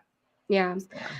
I also think it's interesting though that she did pick the 1830s because when she talked about like I understand the whole racism aspect of it, but being married off of the highest bid, it did happen occasionally at that time, but I think she forgets that like that was the time, the era of King George and Prince and Queen Charlotte, and they were a love match, king and queen in England, and it completely changed society in the Mm. 18 teens and so on to encourage people to actually marry for love. And that's why you get all these Jane Austen stories of these girls who were Right. poor and still able to turn down these rich guys. And it was like saying, well, why wouldn't you want to marry the rich guy? And she's like, well, I don't have to. Like those books existed at that time and they were really famous at that time and still famous today. Like Pride and Right. Prejudice, Elizabeth Bennet is this takes place in like between 1812 and 1817 ish around then. And she's like going to be destitute if she doesn't marry. And she still turns this guy down because she can't stand him, and so it's like she clearly wasn't married off for the highest bid. Right. So Yeah. even the timing is off. Like I Yeah. didn't think about that. Yeah. Well, it's It's really funny true. too in Pride and Prejudice. Her mom is like, if you don't marry him, I'm never going to see you again. And her dad says, well, if you do marry him, I'm never going to see you again because her Oh, dad wow. can't stand him either. And so, like, even then, you had fathers sticking up for their daughters and saying, I'm not going to Yes. marry you off of this asshole. Yeah. So she probably was off then with the Yeah. time. That makes sense. I didn't think Yeah. about it that deeply. I didn't know that. Yeah, and It's when does Little interesting. Women take place again? Little Women, I think that's mid. No, I think that's Civil War era. Little Women, because they're I'm sure her father's fighting in the Civil War. Um, but what Okay. decade? That'd be the 60s, I think. 1868 was the um around that. So that was like around the Civil War. And then it's like 10 years. So there's the Little Men and there's Good Wives. And even in that one, Joe is not that she doesn't have that much money and she gets asked this guy named Laurie asks her to marry him. And he's really rich and she still turns him down. And so like this has been going on. Like what these are books written by women in that century. Right. So I don't know. I think it's Yeah. just her like kind of like her SJW moment, I guess, Hmm. as a kid.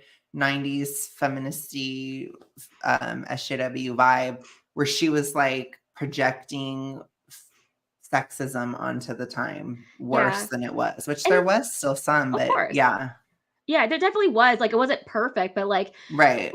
and I'm sure, like, it did happen occasionally, and, like, it did probably happened a lot, but it's, like, it doesn't mean it happened every single time, and it doesn't mean Yeah. that at that time it was acceptable, when you had Right. very famous authors speaking out against it. Like, that if that's Right. where the culture was and the culture was changing, then clearly it wasn't considered the norm. Right. I agree with that. Yeah.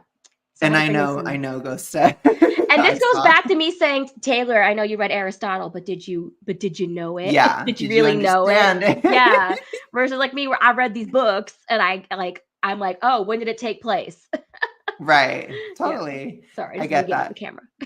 But it was fun though. I mean, it's a Yeah. fun song. It's a I great love song. it. Yeah. It's very cringe and I just love it. It's like for cringe and I listen to it and I'm just like, I hate it here. I hate it I here. hate it And here. I like to be all gay when I listen to it. Cause I Yeah. was that kid too, where I was like, I hate it here.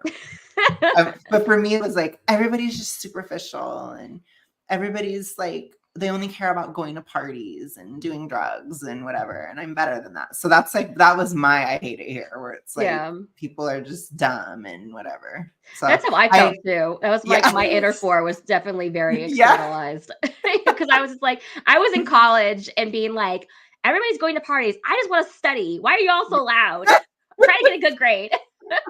I love it. Yeah. Oh my gosh, I hated my college too. I hated going to college. I I hated hated it. my undergrad. My undergrad was so bad. I Here's the thing about my undergrad. It's like I went there for the Japanese program and for the business program. And Mhm. I was extremely disappointed with the business program. The Japanese program only turned out good simply because I was so for there's always sister colleges overseas, and one of the colleges they were connected to was Waseda University, which is a very prestigious college in Japan, and they have an amazing international program there. So I went there for a whole year. When I was there for that year, I was like, geez, I should have gone here for 4 years because it was so Mhm. much fun and so great. And I learned so much. And I spent my first 2 years at undergrad thinking, is it me? Is there something wrong with me? Like, why am I not connecting with anyone? Why am I not getting along with Mhm. anyone? And then I went to the study abroad program for a year in Japan, and I was like, oh my god, this is it, because all these people are just so weird, and I finally have like found people who like the same things that I do Mhm. here in Japan. And that's like a really long explanation, but I was like very much I hate it here Mhm. at Hope College in Holland, Michigan, but I loved Mhm. it in Tokyo, Japan. 'Cause I Mhm, used to listen to this song called, "The Future" mhm, by Paramore when I mm, was in college, and she says, like, "You'll get away from here, you'll get away eventually." mhm. 'Cause I didn't like I didn't like being in college, Yeah. and I also didn't like California. Like, I was like, I want to get the hell out of here, you know? Yeah. Like it was very like it's just kind of it's superficial. It's very Yeah. superficial in As California. and as much as I hated my grad program because of all the bullying, I look back on a lot of it fondly simply because the students around me. Yes, the teachers and the professors, Mhm. a lot of them were horrible. Some teachers were really good, but all the professors were just terrible. But the students, everybody was there to learn. Everybody was there to help Mhm. each other learn. And we were all in the same mindset of we all want to do well and we all actually want to know Mhm. this. And because of that, I felt like that's when I look back when I feel where I feel warmth in my grad degree was simply Mhm. because everybody was there to learn and that's what college is supposed to be about is Mhm. learning. So I hated it there Yeah. and I loved it there at the same time. Yeah. Yeah. I know. Um, Yes. this is something I've said before, but if I won the lottery, let's say I won like $1 billion, I would just go to college for the rest of my life. Like, and not because to be in college, but because I love going to a classroom and learning so much that Mhm. I would just go to class every single day and just learn every single day. That's interesting. Yeah. I hate it so much. I hate it here. I Yeah. hated it. I mean, Yeah. for me, it's I like learning, but I like learning on my own. Yeah. I don't know. I am introvert with a capital I. Like, I do not like Yeah. the structure of Well, it I'm the one in and all class, that. like, are you surprised I raised my hand and asked the most questions? Yeah. So Because I I wanna have a totally get it. discussion. Yeah. I wanna talk. I totally understand that. But for Yeah. me, I'm like, I want to research and I like listening to teachers Mhm. and stuff, but it's like I want to listen at my pace and Yeah. because for me it's like it's either too slow or too fast You could or I like just don't online like college, self-paced online college. I know I should have done that, but I You didn't. can still So just go get a graduate degree in, like, literally health science online at your oh own my pace. God. And then people can be like, "Well, you're not a medical professional." You can be like, "Yes, I am, bitch." Oh my God. I do not want to do that. I will never write an essay ever again. I hated it. I love writing essays. I hated I her. there's nothing that makes me feel more like an ascended human being than when I would get an essay back that went exceptional, 98 points. And then I look around, everybody else is like, why did I do so poorly? I don't think I ever got that. You're probably like, That is like, that was my norm. One time I got a B on a paper and I went to did I tell you this last time in philosophy class when we were actually learning Aristotle? I think I told you the last read, but I gotta say it again. And I went to him and I was like, so can you tell me why I got a B? Like, what is that about? Like, can you tell me what I did wrong so I can do better? And he just literally looked at me. He's like, well, I just don't give out A's. And because I was asking him, I was like, "What did I do wrong?" He's like, "Well, you didn't really do anything wrong in the paper, but it's just that I just don't really give out A's." And I was just sitting there like I'm like, "Who aren't you a professor? Like, isn't aren't we supposed to be striving for yeah, the best it's possible grade because it ugly. shows that we've learned something? And you cannot give me feedback to improve?" Yeah, it's ugly. Yeah, and that was a 101 class too. Oh, Philosophy 101. And I'm like, I get it if it was like graduate school right. philosophy, like learn yourself, but this is like the introductory course. Yeah, that doesn't make sense. Yeah, it was really stupid. That guy was like, this is the people who major in philosophy. They become philosophy professors and never actually lived out in the real world. They have to like set their own standards and their own bars for things because they don't actually know what real standards and bars are. I agree. Yeah. Yeah, it's cringe. Sorry, I'm just going on a long tangent here. It's I okay. hate it here. And it's your number 2, and definitely has her dad in there. Yeah. She's burning everything down and ruining everyone's day. Yeah, and Like a I will fire. just say, lyrically, my favorite part I mean, I love the bridge, but she's a Yeah. good bridge, and I love the lunar valleys in my mind. That is Yeah. Oh such a God. pretty Lunar lyric. I valleys love it, in and my the way she mind. sings it, I'm like, "Oh." Yeah. Oh, because that's the thing is I related to that part of the song so much. I know I don't have any fire in my chart. And by the way, if you don't have a certain element in your astrological chart, does that mean that you don't have to deal with that stuff karmically in this lifetime is basically what it means. I have so much Mhm. air in my chart. My chart was like all your karma has to be air based, And so, but my Gemini is first house. My son in my Venus, my Jupiter, all my first house, and I have the ascendant there. And so it's a very, very fiery first house, especially Yeah, having that's Sun, true. Jupiter, and Venus.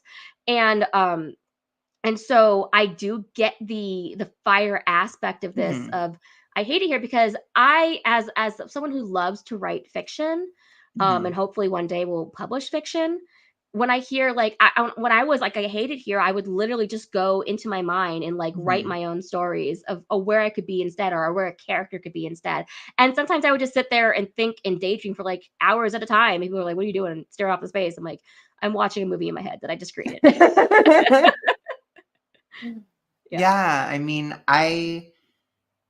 that's I love that because Mhm. I used to do that too, but um I think I would do it with like Sims or something. But for me, it's it's very introvert coded Yeah. because it's like I'm at a party and it's like I hate it at the party. I hate it here. Yeah. There's just been so many places Mhm. where I've hated it. I'm Yeah. like, there's so many. I can choose so many of them Yeah. when I You know, listen it's to that weird song. because I know I've always been an extrovert, but we always talked about like 3 and 4 being so incredibly strong Hmm. each, where if I had just been an introvert, I would have been a 4, right? Hmm. But Yes, because I was just genetic. genetically born an extrovert, I Hmm. became a 3 because I didn't enjoy one party in my life until I was 22. Yeah, Yeah. yeah. It's a very strong four wing, and Yeah. I'm similar in the sense that I'm very close between a 4 and a 5. And I think Yeah. if I would have been maybe a bit more masculine, then it would have Mhm. shifted me towards the Yeah. 5 because it would have made me more logical, but I'm more emotional. Yeah. So it's weird how that happens, but I don't know if that's genetic. It might not be, but the introvert extrovert is totally Oh, yeah. genetic. For sure. So you couldn't escape your destiny. I couldn't.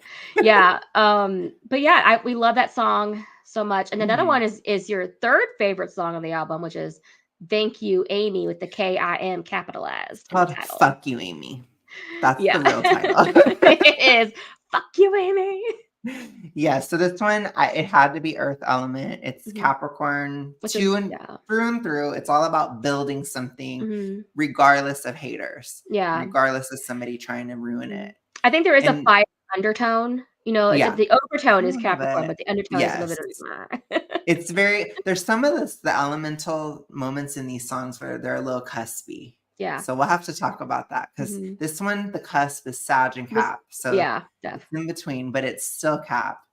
And I love it because I love that it's about Kim Kardashian and she's just trashing her, and it's so messy and I just just I just love the song where she's like, "No one's gonna know this song is about you," and then she's like, "K-I-M."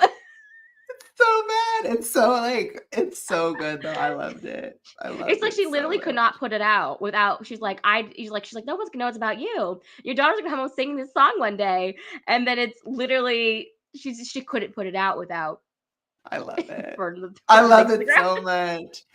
But for me, I think like oh wait, is it okay, is the stream working? Okay. Yeah, it's For working. me, You the keep freezing out every now and then. okay. Am I still frozen or am I okay? No, you're okay. You freeze Okay. every now and then. I miss a word, but Okay. but yeah, it's all you. For Fuck You, Amy, I think because it's so Capricorny, I think of it in terms of like the past few years, Mhm. especially 2020. And that's all I have to say. Fuck you, Pluto and Capricorn. Yes, and fuck you 2020 and fuck anybody that was supporting all that. Yeah. And so to me, it's like I feel like especially in my health journey and certain aspects that I've experienced, I would have never understood the hypothyroidism if not for 2020 Yeah. and if not for what they did. And so it's weird to me. And by they, I mean the system. I'm not necessarily blaming, you know, people. I view it as fuck the institutions, basically. Yeah. Because to me, it's like under that kind of leadership, which it was basically every institution, honestly, throughout that whole time that I had a huge issue with. But in terms of like that, I think of like if they hadn't done that, I wouldn't have discovered what I needed to know. And it's like, so I get it, but I'm not quite at the thank you. Mhm. That's a tough one. I get that Taylor is there in terms of Kim. Like it makes sense because she just like blasted out all these albums, and I mean, Yeah. she's so successful. And I So I don't think totally Taylor get it. would have even people are like, "I don't know why Taylor's still talking about this," but people are I mean, like, because 'cause I'm an obsessive stalker, and I'm actually not really, I'm an obsessive watcher of Taylor Swift on the internet. Like, people don't remember, like, in the last year, Kim Kardashian's been posting TikTok after TikTok with her daughter dancing Taylor Swift songs. Mhm, And Taylor's just like, "I know what you're trying to do. I know you're trying to mhm, and that's what we're going to later on with the song Cassandra, where she's basically saying, "I told you all this guy was crazy and no one believed me, and now we mhm, all know he's crazy. Nobody's saying, 'Hey, what about that Taylor girl?'" And when we all took his side over her, you know? mhm, And so she's looking at this, she's like, Now that you know that your husband's crazy and you're trying to get in good with me," it's like, "No, I'm not we're not doing that." mhm. Yeah. So I think for me, it's like I relate to it on that level of like, you made me heal because Yeah. they did. And had that not happened, I would have never healed probably. I may Yeah. not even be here today, honestly. I know that's a really crazy thing to say, or maybe it was just that it accelerated it so fast Yeah. that I figured it out. But it's like I do kind of owe something to that experience because Yeah. where I am today, I have Mhm. built a lot and I am Yeah. getting better and it's getting better and better. And so it's complicated for me. I'm still not quite there, but I get Taylor being there because that was longer ago Mhm. too. So she's had more time. But yeah, I love the song. It's a little ditty. It's super like, I love it. I think it's a bop. I love Yeah. the way it sounds sonically. I love it. I like when she talked about the spray tan statue in the opening. It's so good. It's like, we all know who that's about. I love it. Yeah. Love it. Gosh, yeah. So the next one is, I Look in People's Windows. Another I know we said top 5, but this would make song number 6, so definitely in your top 6. I Yeah, look in essentially, people's this is windows. such a beautiful song. So I Yeah. figured it out because I Mhm, was listening to it today, and Lisa was saying this is a watery song, and I was mhm, saying it's a fiery song. mhm. And I think it's another both. It's both Is of it is them. it a because I was saying it was Cancer. It's a I think it's Cancer Leo Cancer, cusp. Leo. Mhm, Yeah. I think that that's what it is mhm, because that's the feeling of it where it's like you want their attention and you can't quite let go, but mhm. it's like you're still going out and looking in people's windows. It's really beautiful. I love Well, this song. if you remember what I said last night too, I was like, "I get this because I have Mars and Cancer." Mhm. And I was like, "'Cause I have the fire planet in the water Yeah. sign." Yeah. Yes. So it's super Mhm, interesting. And mhm. I love this song. It's very poetic. So many Swifties took it so literally, like she's I walking and look looking in in people's people's windows. windows. It's like, but some people do that. Like I Mhm. was talking to somebody about the song and she was like, I actually do look in people's windows when I'm walking in Ah! the neighborhood. I So mean, if you're because from a distance from the street, that's well, okay, but how about, yeah. like, walking up onto their lawn and doing Well, it? yeah, but it's like she likes to do that too. So it's like I think it is relatable. Like I don't think Taylor's doing it because she needs security and a whole ass thing, right? So it's obviously not her experience. Yeah. But in terms of like, is it relatable to a normal person? Yeah. And I think the concept of it of like, I look in people's windows hoping to see you Mhm, and that maybe you'll be at their table and you'll look up and look at me again. So it's like mhm. it's a breakup song. It's very sad. She even said herself that this is one of her sad songs. It's on the Old Habits Die Screaming or whatever that playlist where it's the sad ones because you know Yeah. she did her 5 stages. Mhm, This is a sad one, but it's very short. It's a little ditty. It's super mhm. poetic. I love it. Yeah.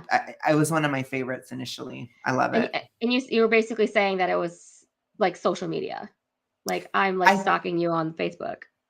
I think it is probably social media, but Mhm. that's probably what it is. But I think too, because it's so poetic, it doesn't need to be Yeah. pinned to anything. It can be anything, you know, so it can be literal, it can be figurative, it Yeah. can be anything, like because it was so poetic. And that was when I really understood how poetic the album is, because that Yeah. is a poem. That song Mhm. is a poem. Yeah, the next one is Cassandra, which I had to listen to again and be like, because we were it's like I said earlier yesterday, I was like, if I wanted to listen to They're Burning All the Witches, I would just listen to Reputation, you know? Right. But I get this is like a callback to Reputation, and it's like she as I was saying, it's just basically like, y'all, I told you Kanye was crazy. And now you all see that he's crazy, and no one was saying, yeah, Taylor was right. And I get that. And that's what we're trying to decide between, was fire or water. Yeah. And for me, it's like, because she can't help but brag as she's dissing Yeah. everyone, I was like, that's why I think it's Fiery. more fiery. Yeah. I think Although, yeah. you're right, because the bragging makes it fire. Yeah. If it was more bitter, then it Yeah. would be water. Well, And it's still bitter. It's just, it's like, it's another like water yeah, fire cusp. It's Scorpio Sag cusp for yeah, sure. It's just that it definitely has the fire in it. yeah. Yeah. I agree. I agree, because it's like, I was right. That's very sad. It is so sad. And then Scorpio's like, and you tried to burn me at the stake.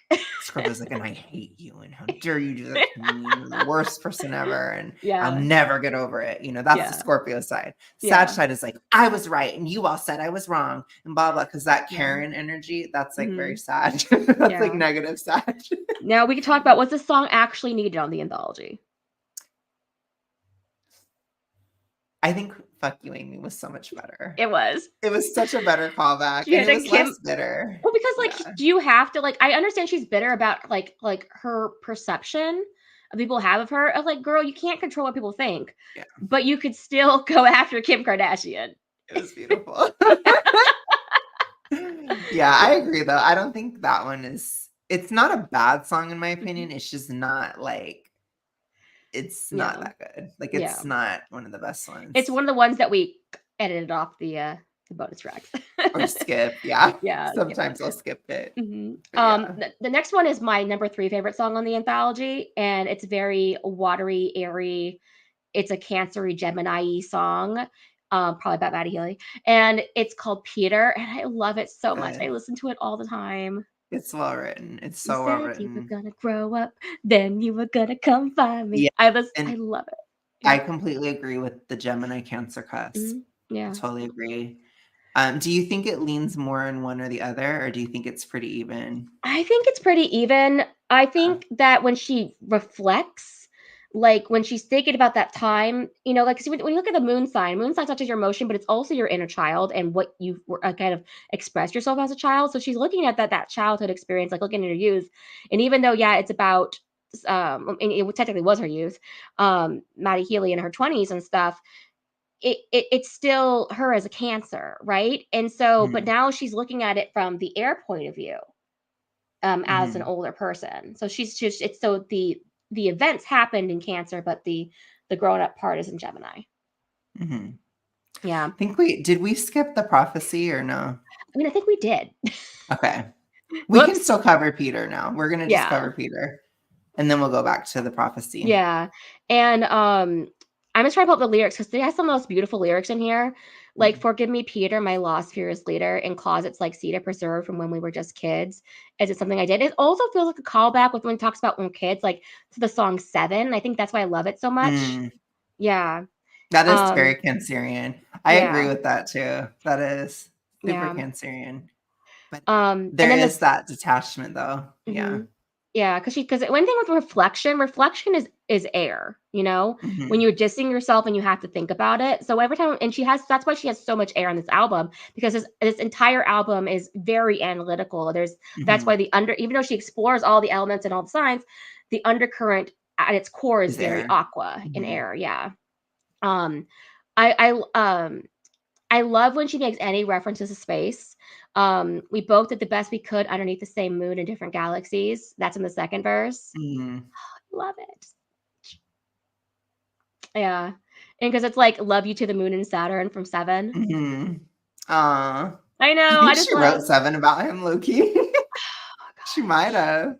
She might have. But I mean, like, I think everything gets inspired, but I honestly do think Seven is just about some childhood friend.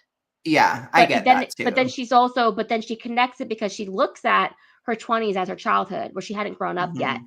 And she looks at him like a childhood friend, because she even references the song. She's like, she says, "You're gonna grow up and you're gonna find me," but she also calls him 25 at the time. You were Mhm. 25. And so she's basically still saying he was a child at 25. Mm. Yeah. Super interesting. Yeah. And the Lost Boys chapter of your life, like, he did have like a Lost Boys era in his discography. Oh, wow. Yeah, so she's just very referential. But even though the chorus is very repetitive, I just think it's so beautiful because she's like, said, "You said you were gonna grow up and you're gonna come find me."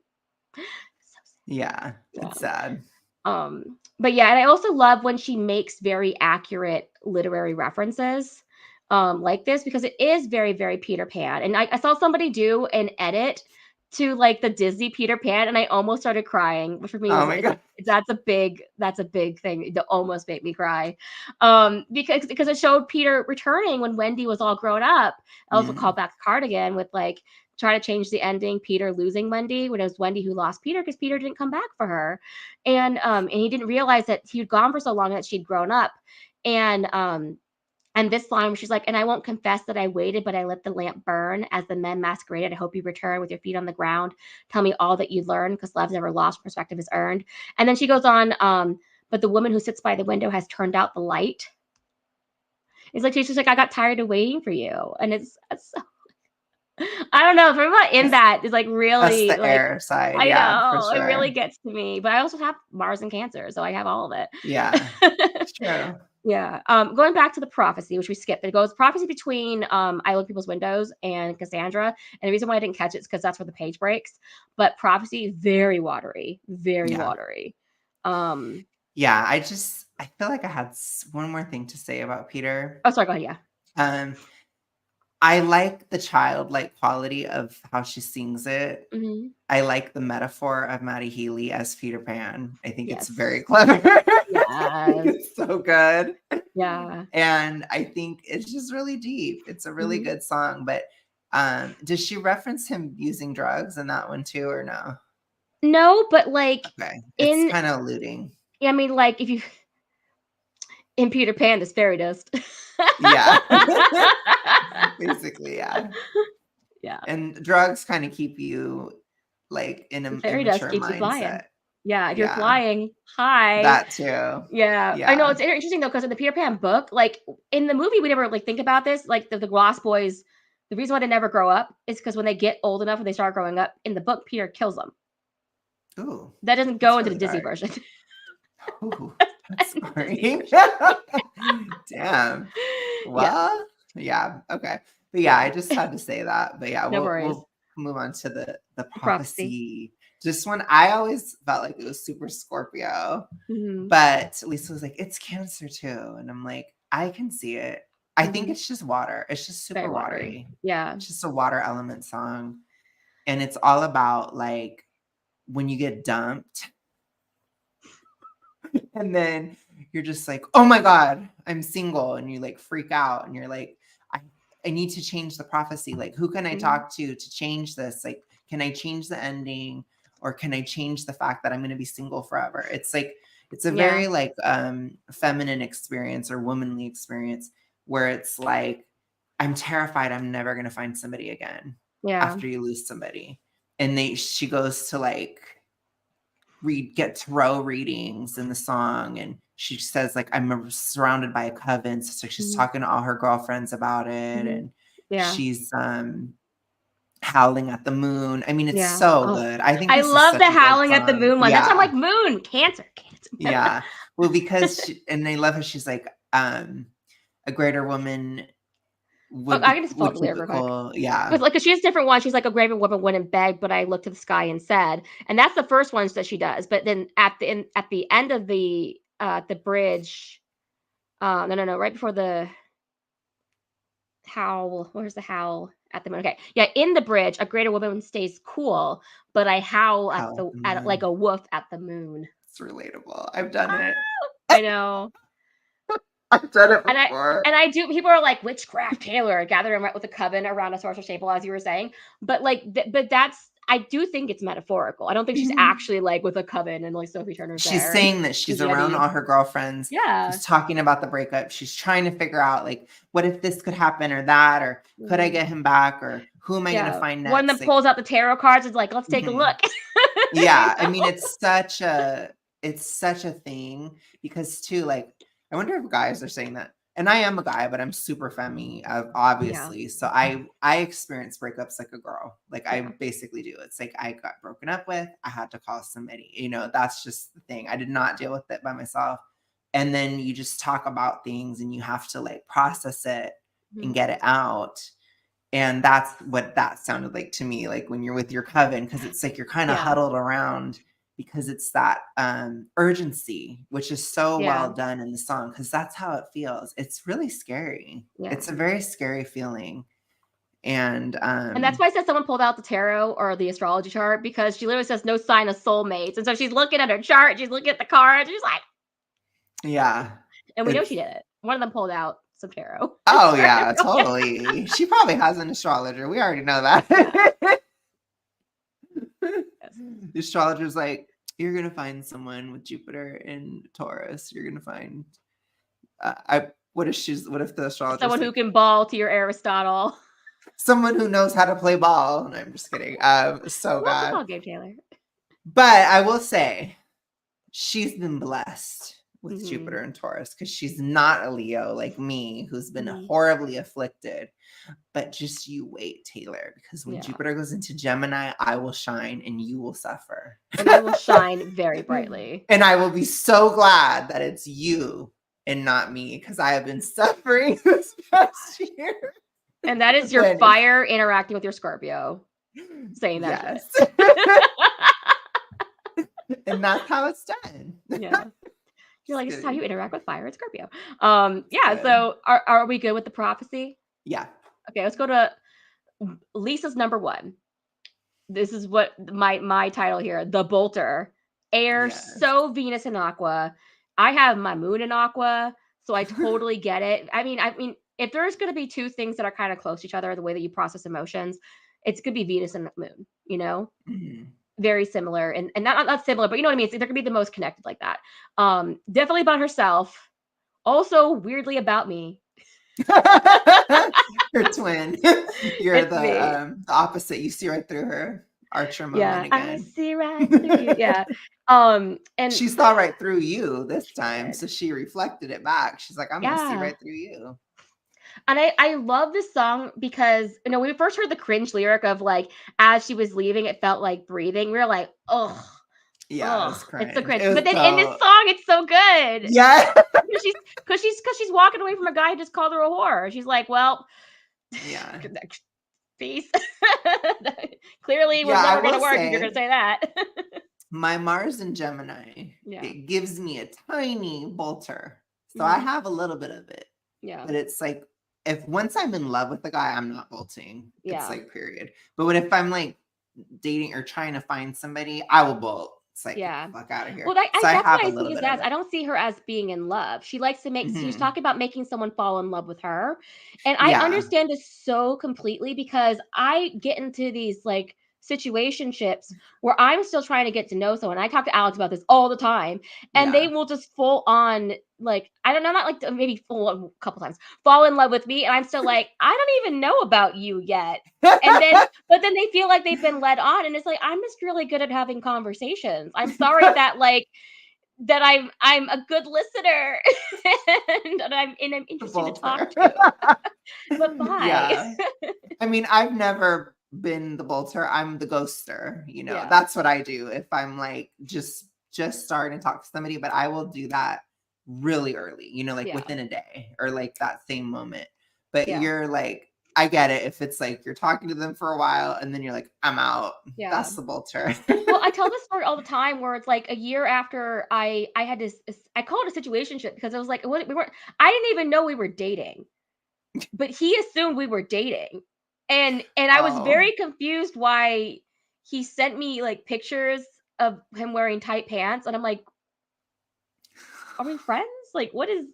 And also, if we weren't friends and we were dating, I still wouldn't want to see this. Like, why are you sending me this? But then like a year later, he drunkenly sent me text messages like, I wish we had this, blah, blah, blah. Like basically telling me he loved me, and I was just like, what? We went to Costco together. Like, that's all I really remember. It's the Gemini effect. Yeah, I know. It has to Gemini be. effect. Oh gosh. But it happens to me all the time. That's just the one that makes me laugh the most. And I feel bad because like to this day, I mean, he's probably not watching this, but to this day, like he likes every single one of my social media posts. Dang. I know. And like in that text message chain, he was just like, are you ever coming back to Japan? And I was like, no, like maybe to visit, but not with you. I didn't say that to him, but that's what I was thinking because I'm like, I'm not gonna go out of my way when I have so many other friends.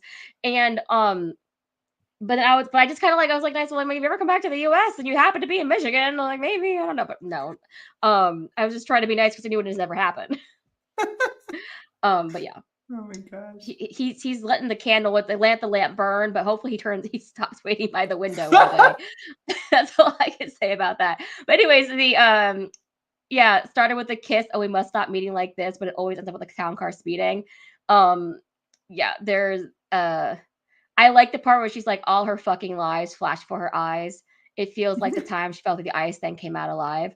Yeah, it's That's the so part I love good. about it. It's so good because she's like, oh my god, I've broken up. It's horrible, and it's like, but you know what? I can breathe again. Yeah, it's Yeah, good. I yeah, love it. 'Cause it's about like a girl who falls into like freezing cold water as a child, and then yeah, she kind of uses that as a metaphor of like, I get out of the water, I get out of the relationship. It's really yeah. good. I love Hmm. it. I love the Voltaire. It's good. Yeah, there's escape and escaping. That's such a great Hmm. line. But I need to stop bolting. But to be fair, I need to find someone who's not gonna make me bolt, who is worth staying around for. And unfortunately, a lot of millennial men are just kind of like, "Mm." So I need to Yeah, find the one who's definitely. like still around, who's like also thinking like, geez, millennial women are kind of bleh. But then they meet me. We'll see. Let's We'll see, see this is what my year, right? happens. You Yeah, I never know. know. I know. Alex has great hope for me, I and I'm do. choosing to believe him. I So do optimistic. actually. I'm not worried. To me, I feel like that's a good thing if I'm like, because I've looked at her chart and stuff, and Mhm. I'm like, I'm not worried. So we've had our prophecy moment, and I'm like, I think it's coming pretty I hope soon. so. Yeah. Yeah, I'm not Yes. worried. The next song is, do you have any more comments about the Bolter? Sorry, I should move on for other thing. No, I think we're good. Okay. I love it. I think I Okay. like the sound. It's very like bippy and happy. It's a Yeah. bop. I think it's a Yeah. bop. I love it. Yeah, I want an that's acoustic version of it. I can't wait till she does have the Eras tour for an acoustic set or something. she Um, probably will. I know. I want her to she needs to like release an Eras tour acoustic set album, and I will buy it and listen to it religiously because she does so many of them. She does, and she sounds so good. Yeah, Yeah, it's so true. I want it. I Anyways, agree. the next song is Robin. I'm sorry, Taylor. I know you love this little kid, but Flopping. yeah, it's so forgettable. Skip. It's bad. I don't even know it. I was like, what is it called? Like, I didn't even remember what it was called. I mean, it's I was that much listening of a to it again, skip. and I was just like roaring dinosaurs. Yeah, we're like the one before the manuscript. We couldn't remember what it was. You're like, are you sure it's not Is Peter? And I'm like, it's not Peter, Alex. she was insulted by that. I was I'm so like, there's like offended. a flop. What's the flop song? I don't Peter. remember. Yeah, No, it's it's Robin. definitely, I think it's the worst song on the anthology for sure. It's like not It's even listenable. It's it's bad. really, yeah, I really don't like it. I mean, it's honestly like it should have been cut. Yeah, I think the it's only reason why she bad. kept it on is 'cause I think it's about one of the Desner's kids. Like, I'm not sure if it's Aaron Desner or his brother's kid. And so she kept it on there probably for him, but it's like, you know, he's an artist and he should know sometimes you need to edit your own child. I just feel like he should have, she should have just sent him the song. Maybe Yeah. he gets it. Yeah. Bubble says, the early literature related to Peter Mhm. Pan is quite dark and complex. The torture poet aspect makes this strong song. Yeah, it's Yeah. good. I agree. I like your commentary, Bubble. Anyways, but yeah, I mean, like I said, even with the talking about Robin, I'm like, let's talk about something else. Like it's that much of a song where it's so not it. I'm sorry, Taylor. The only lyric I can remember, it's not even a full lyric. It's just like something about dinosaurs roaring. And there's like she's basically calling this kid unhinged but adorable. And that's all I remember. I listened to it. I listened to it like literally like 20 minutes before our stream started. I don't remember any of I it. don't remember either. I can't even get through it. I literally think I like listened to 1 second and then I turned it off. It's not it. It's Yeah. bad. And I've I listened to don't them. know. What Yeah. is it even about? It's totally watery, but it's about one of the producer's kids. That's basically it. And nobody cares. If I wanted to She's listen to a song about a little kid and have it be tragic, I'd listen to Ronan. If I want to listen to a song Ronan about a is little kid good. growing up, I'd listen to Never Grow Up on Speak Yeah, Now. I agree. Those are two really good songs. This Yeah. song just was not it. I don't know. Is it the sonic element? Like, what do you think ruined it? It's not, it's all bad. Bad lyrically, bad conceptually, bad sonically. Boring. You had to like take everything bad and like put it into one song. Because You other know than what? You know that, what? like, it, She probably put the song in there to be like, "This is how bad it could have been." yeah, To show the good music I gave you, and now, and here's the thing too. Maybe that was intentional. Okay, I'm getting a little. I'm getting the. It's coming to me. Okay, so she knew this album was gonna be so horrifically compared to everything else that she'd ever done, right? And she's like, I need to remind you that this is really good stuff, and you're gonna be holding it against everything else I've ever done. We need to hold it against itself. This is how low it can go, and this is how high it can go. Like, what if he's written mine on my upper thigh? love it. Like, I know. No, I think that low key there might be something, maybe even subconsciously, where Yeah. she was like, I'm gonna put a really bad song on here so that people can realize, like, if you don't appreciate it enough, I could do a whole album of Robins. I could Oh do my a god, Robin can you album. imagine? That would be the day I'd be like, Taylor Swift lost her talent. I'd be like, Taylor lost her talent. Oh my god. It's like the threat. I She's like, know. I'm gonna threaten you. I'll put out 12 Robins on an album. Oh my gosh. It's so boring. I think for Yeah. me it's just such a boring song. I literally cannot even. Well, that's the thing about it. It's like it kind of makes you look back at the other discography, the songs that we kind of felt that way about, like with Labyrinth. And I'm like, geez, Oh, I would listen to Labyrinth every single day of the yeah. week compared to this. Labyrinth, I remember. Like at Yeah. least it was so bad. Like for me, it was so bad that it was like burned Okay. into my brain and I Well, you can remember the couldn't forget lyrics. it. I thought the plane was going down. How you turn it right around, right? So like you can actually remember the lyrics and Yeah. remember the concept. And I don't think the music was that bad, but it's just like it was just so boring and lame, right? Of a Yeah, I song. mean, to me, the music was it felt so unfinished and terrible, but again, it's memorable because it was so bad. Yeah, And the chorus was good. I think the chorus of Labyrinth was good. I wish she could have cut that out and put it yeah, to a different song, but yeah. yeah. Yeah, you're right though. I can remember Labyrinth. I cannot remember Robin. I know I've listened to it more than once and I don't remember it. Yeah. I don't even know a single lyric. It's like the most uncatchy thing I've ever heard. Didn't the Swiftologist say that it was like, He said it was yeah, he listened to the when he did his first reaction to all the songs, he got to Robin and he just he's like that was the first flop. He was like, yeah, flop. He's like, I have to go back and analyze all of them, but that instinctually that was the first. He's like, but that's pretty good for 31 songs. Number 30 is a yeah, flop. it's true. Yeah. I'd say Robin is bad and the second verse of Tortured Lesbian is bad. And Yeah. I think everything else is at least average, but Yeah. high average. It's Hmm. it's a good album. To To phenomenal. like amazing, yeah. Everything Yeah. else ranges from high average to amazing, but those two moments are the worst Hmm. moments of the whole thing. Maybe on our part of our Jupiter stream, we should go through and rate all the songs with the month long reflection. Okay, I'm Yeah. down. That'll be Yeah, because I fun. don't want to rate them right now because it's way too much to go through, but I feel like we can do a Yeah, quick rate for each one, you know? yeah, that'll be But good. Okay, and that was gonna yeah. get a 0 out of 5 star for both of us. Robin, I think, might be a career low light. Like it's really bad. Like Yeah, I can think of every other bad song. Like I think You Need to Calm Down is like one of the yeah. worst It songs she's goes, ever "You need to written. calm down." Only the young Robin. Ooh, ooh, Only the Young is really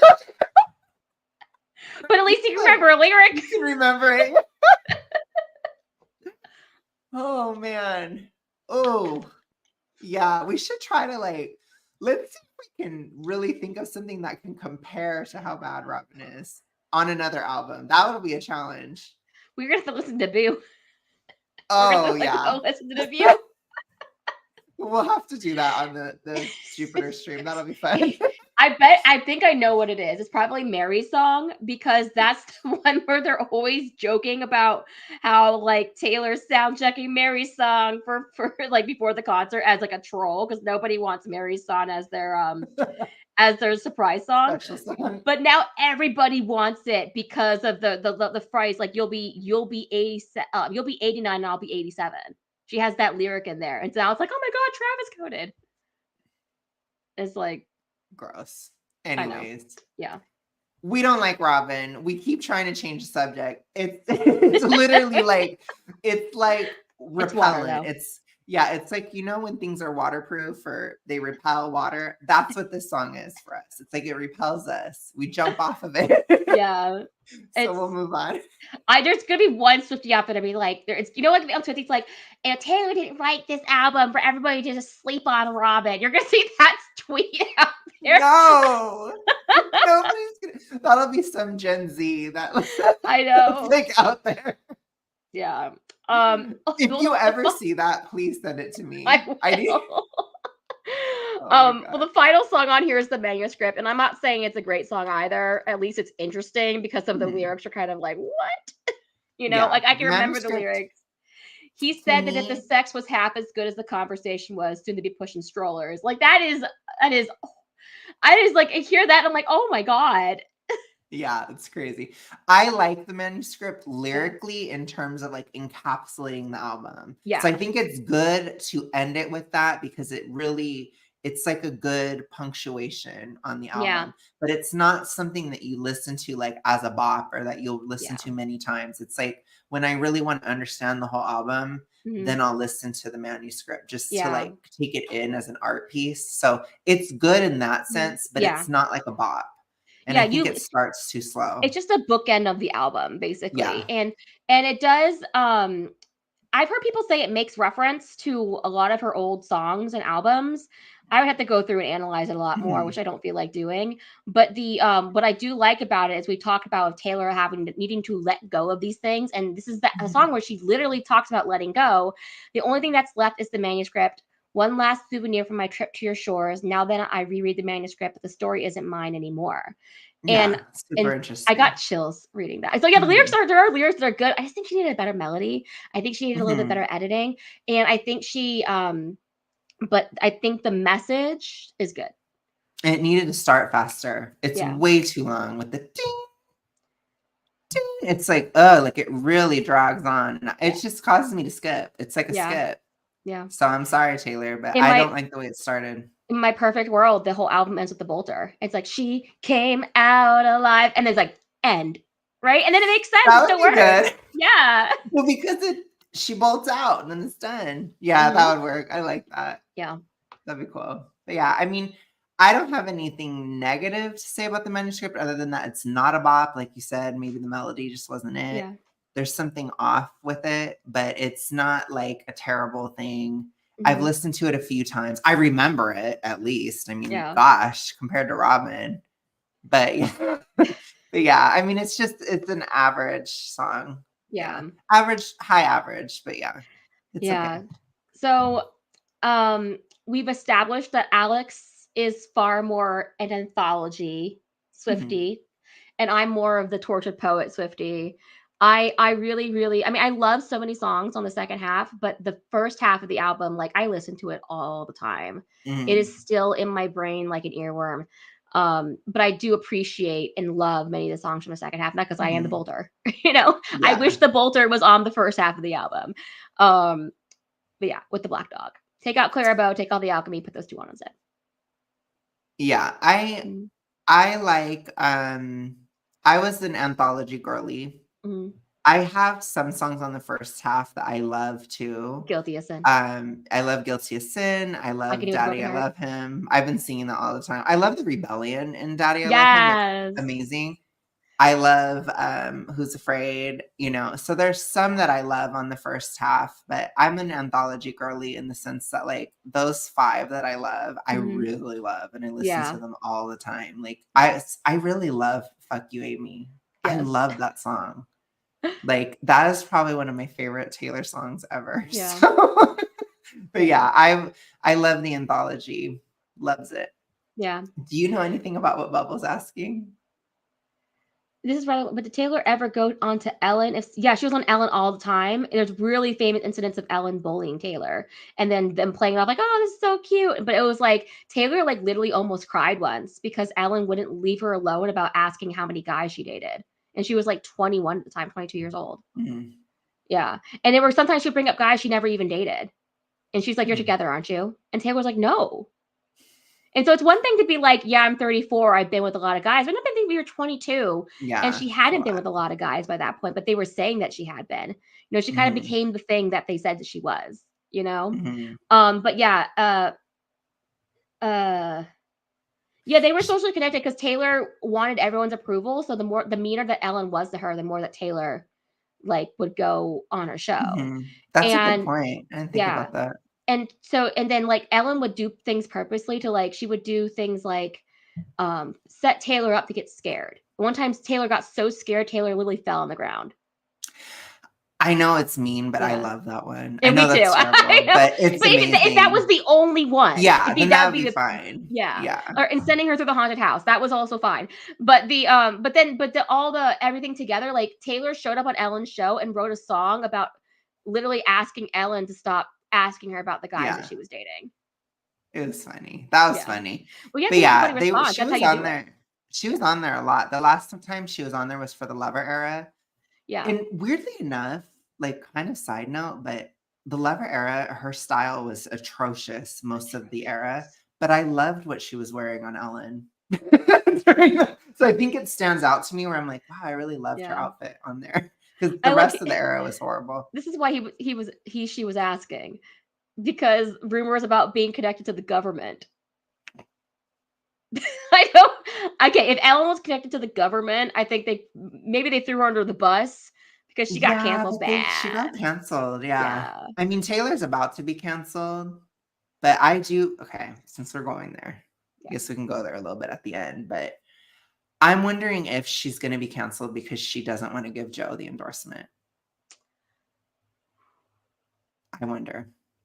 Well, it could also be if the whole Middle East stuff takes off this summer, she doesn't pick a Oh, side she doesn't want to make a statement on that. That's because true. she's gonna because there's so many powerful people on the Israeli side who could destroy her career. Mhm. And then the fan base, a lot of the fan base Mhm. is on the other side. And Mhm. either way, She she's can't dead. choose. Yeah, Yeah. I agree. Yeah. Well, anyways, now we got slightly political. I think on when we do our Jupiter stream, let's rate the songs. Let's do the astrology on Jupiter. Let's Mhm. see where things are going. Let's have We'll have to have a Taylor segment because this is going to be her yeah. cancellation era. It's probably Yeah. Jupiter and Gemini. So I'm like, Yeah. because I Yeah. like the tea. Did you want to do it on the like midnight of the 25th, like for the Friday night or Saturday? You think? Um, Or we'll we're have to already in do it Jupiter. when it's transitioning. I want Okay. to whatever night it is where it's actually changing. I can't Okay. remember So which one. well, it happens on the 25th. So I'm asking like, did you want to do it like right Okay. before it changes or right I after want it it changes? after. I want After? it Okay, in the then new Saturday. energy. Yeah, so we'll do Yeah, it Saturday. Saturday. Yeah, awesome. Okay, Okay, that no problem. sounds great. Yeah, and we're gonna be like We're gonna sorcerers gathered feel around a it. table. Yes, I'm ready. Well, because Gemini is also like, I think it rules gossip. So it's a very gossipy time, which is why Taylor doesn't do well because people love to talk shit about her. It's why you like talking to me because, like, Alex, you hear this? Yes. I mean, it's a part of it. So people Yeah, are gonna be, yeah, But yeah, I'm excited. So I think that'll be our next stream together, right? I yeah, think. should be. Yeah. And then we're probably not gonna stream again for another like 6 months because we're just having like 3 streams in 1 month. No, we should do more. We should do I more. hope I have more time, and I think Yeah, you're gonna have more time too. yeah, So we'll hopefully. figure something out. We don't Yeah, always have to do it in our especially this midnight summer era. compared to last summer. Last summer was What crazy. what happened? Well, like last summer was crazy with me moving, and now I'm not Oh actually moving yeah. this summer. I moved every single summer the last 4 summers. This is the Oh first one I'm not wow. moving. Oh yeah. So it should Yeah. be more chill. Mhm. So we'll probably do more together. Yeah. But yeah. Thank you so much, Lisa. This was Thank you, fun. Alex. We're And gonna end the have a good stream. night, you guys. Good Thank you so night. much.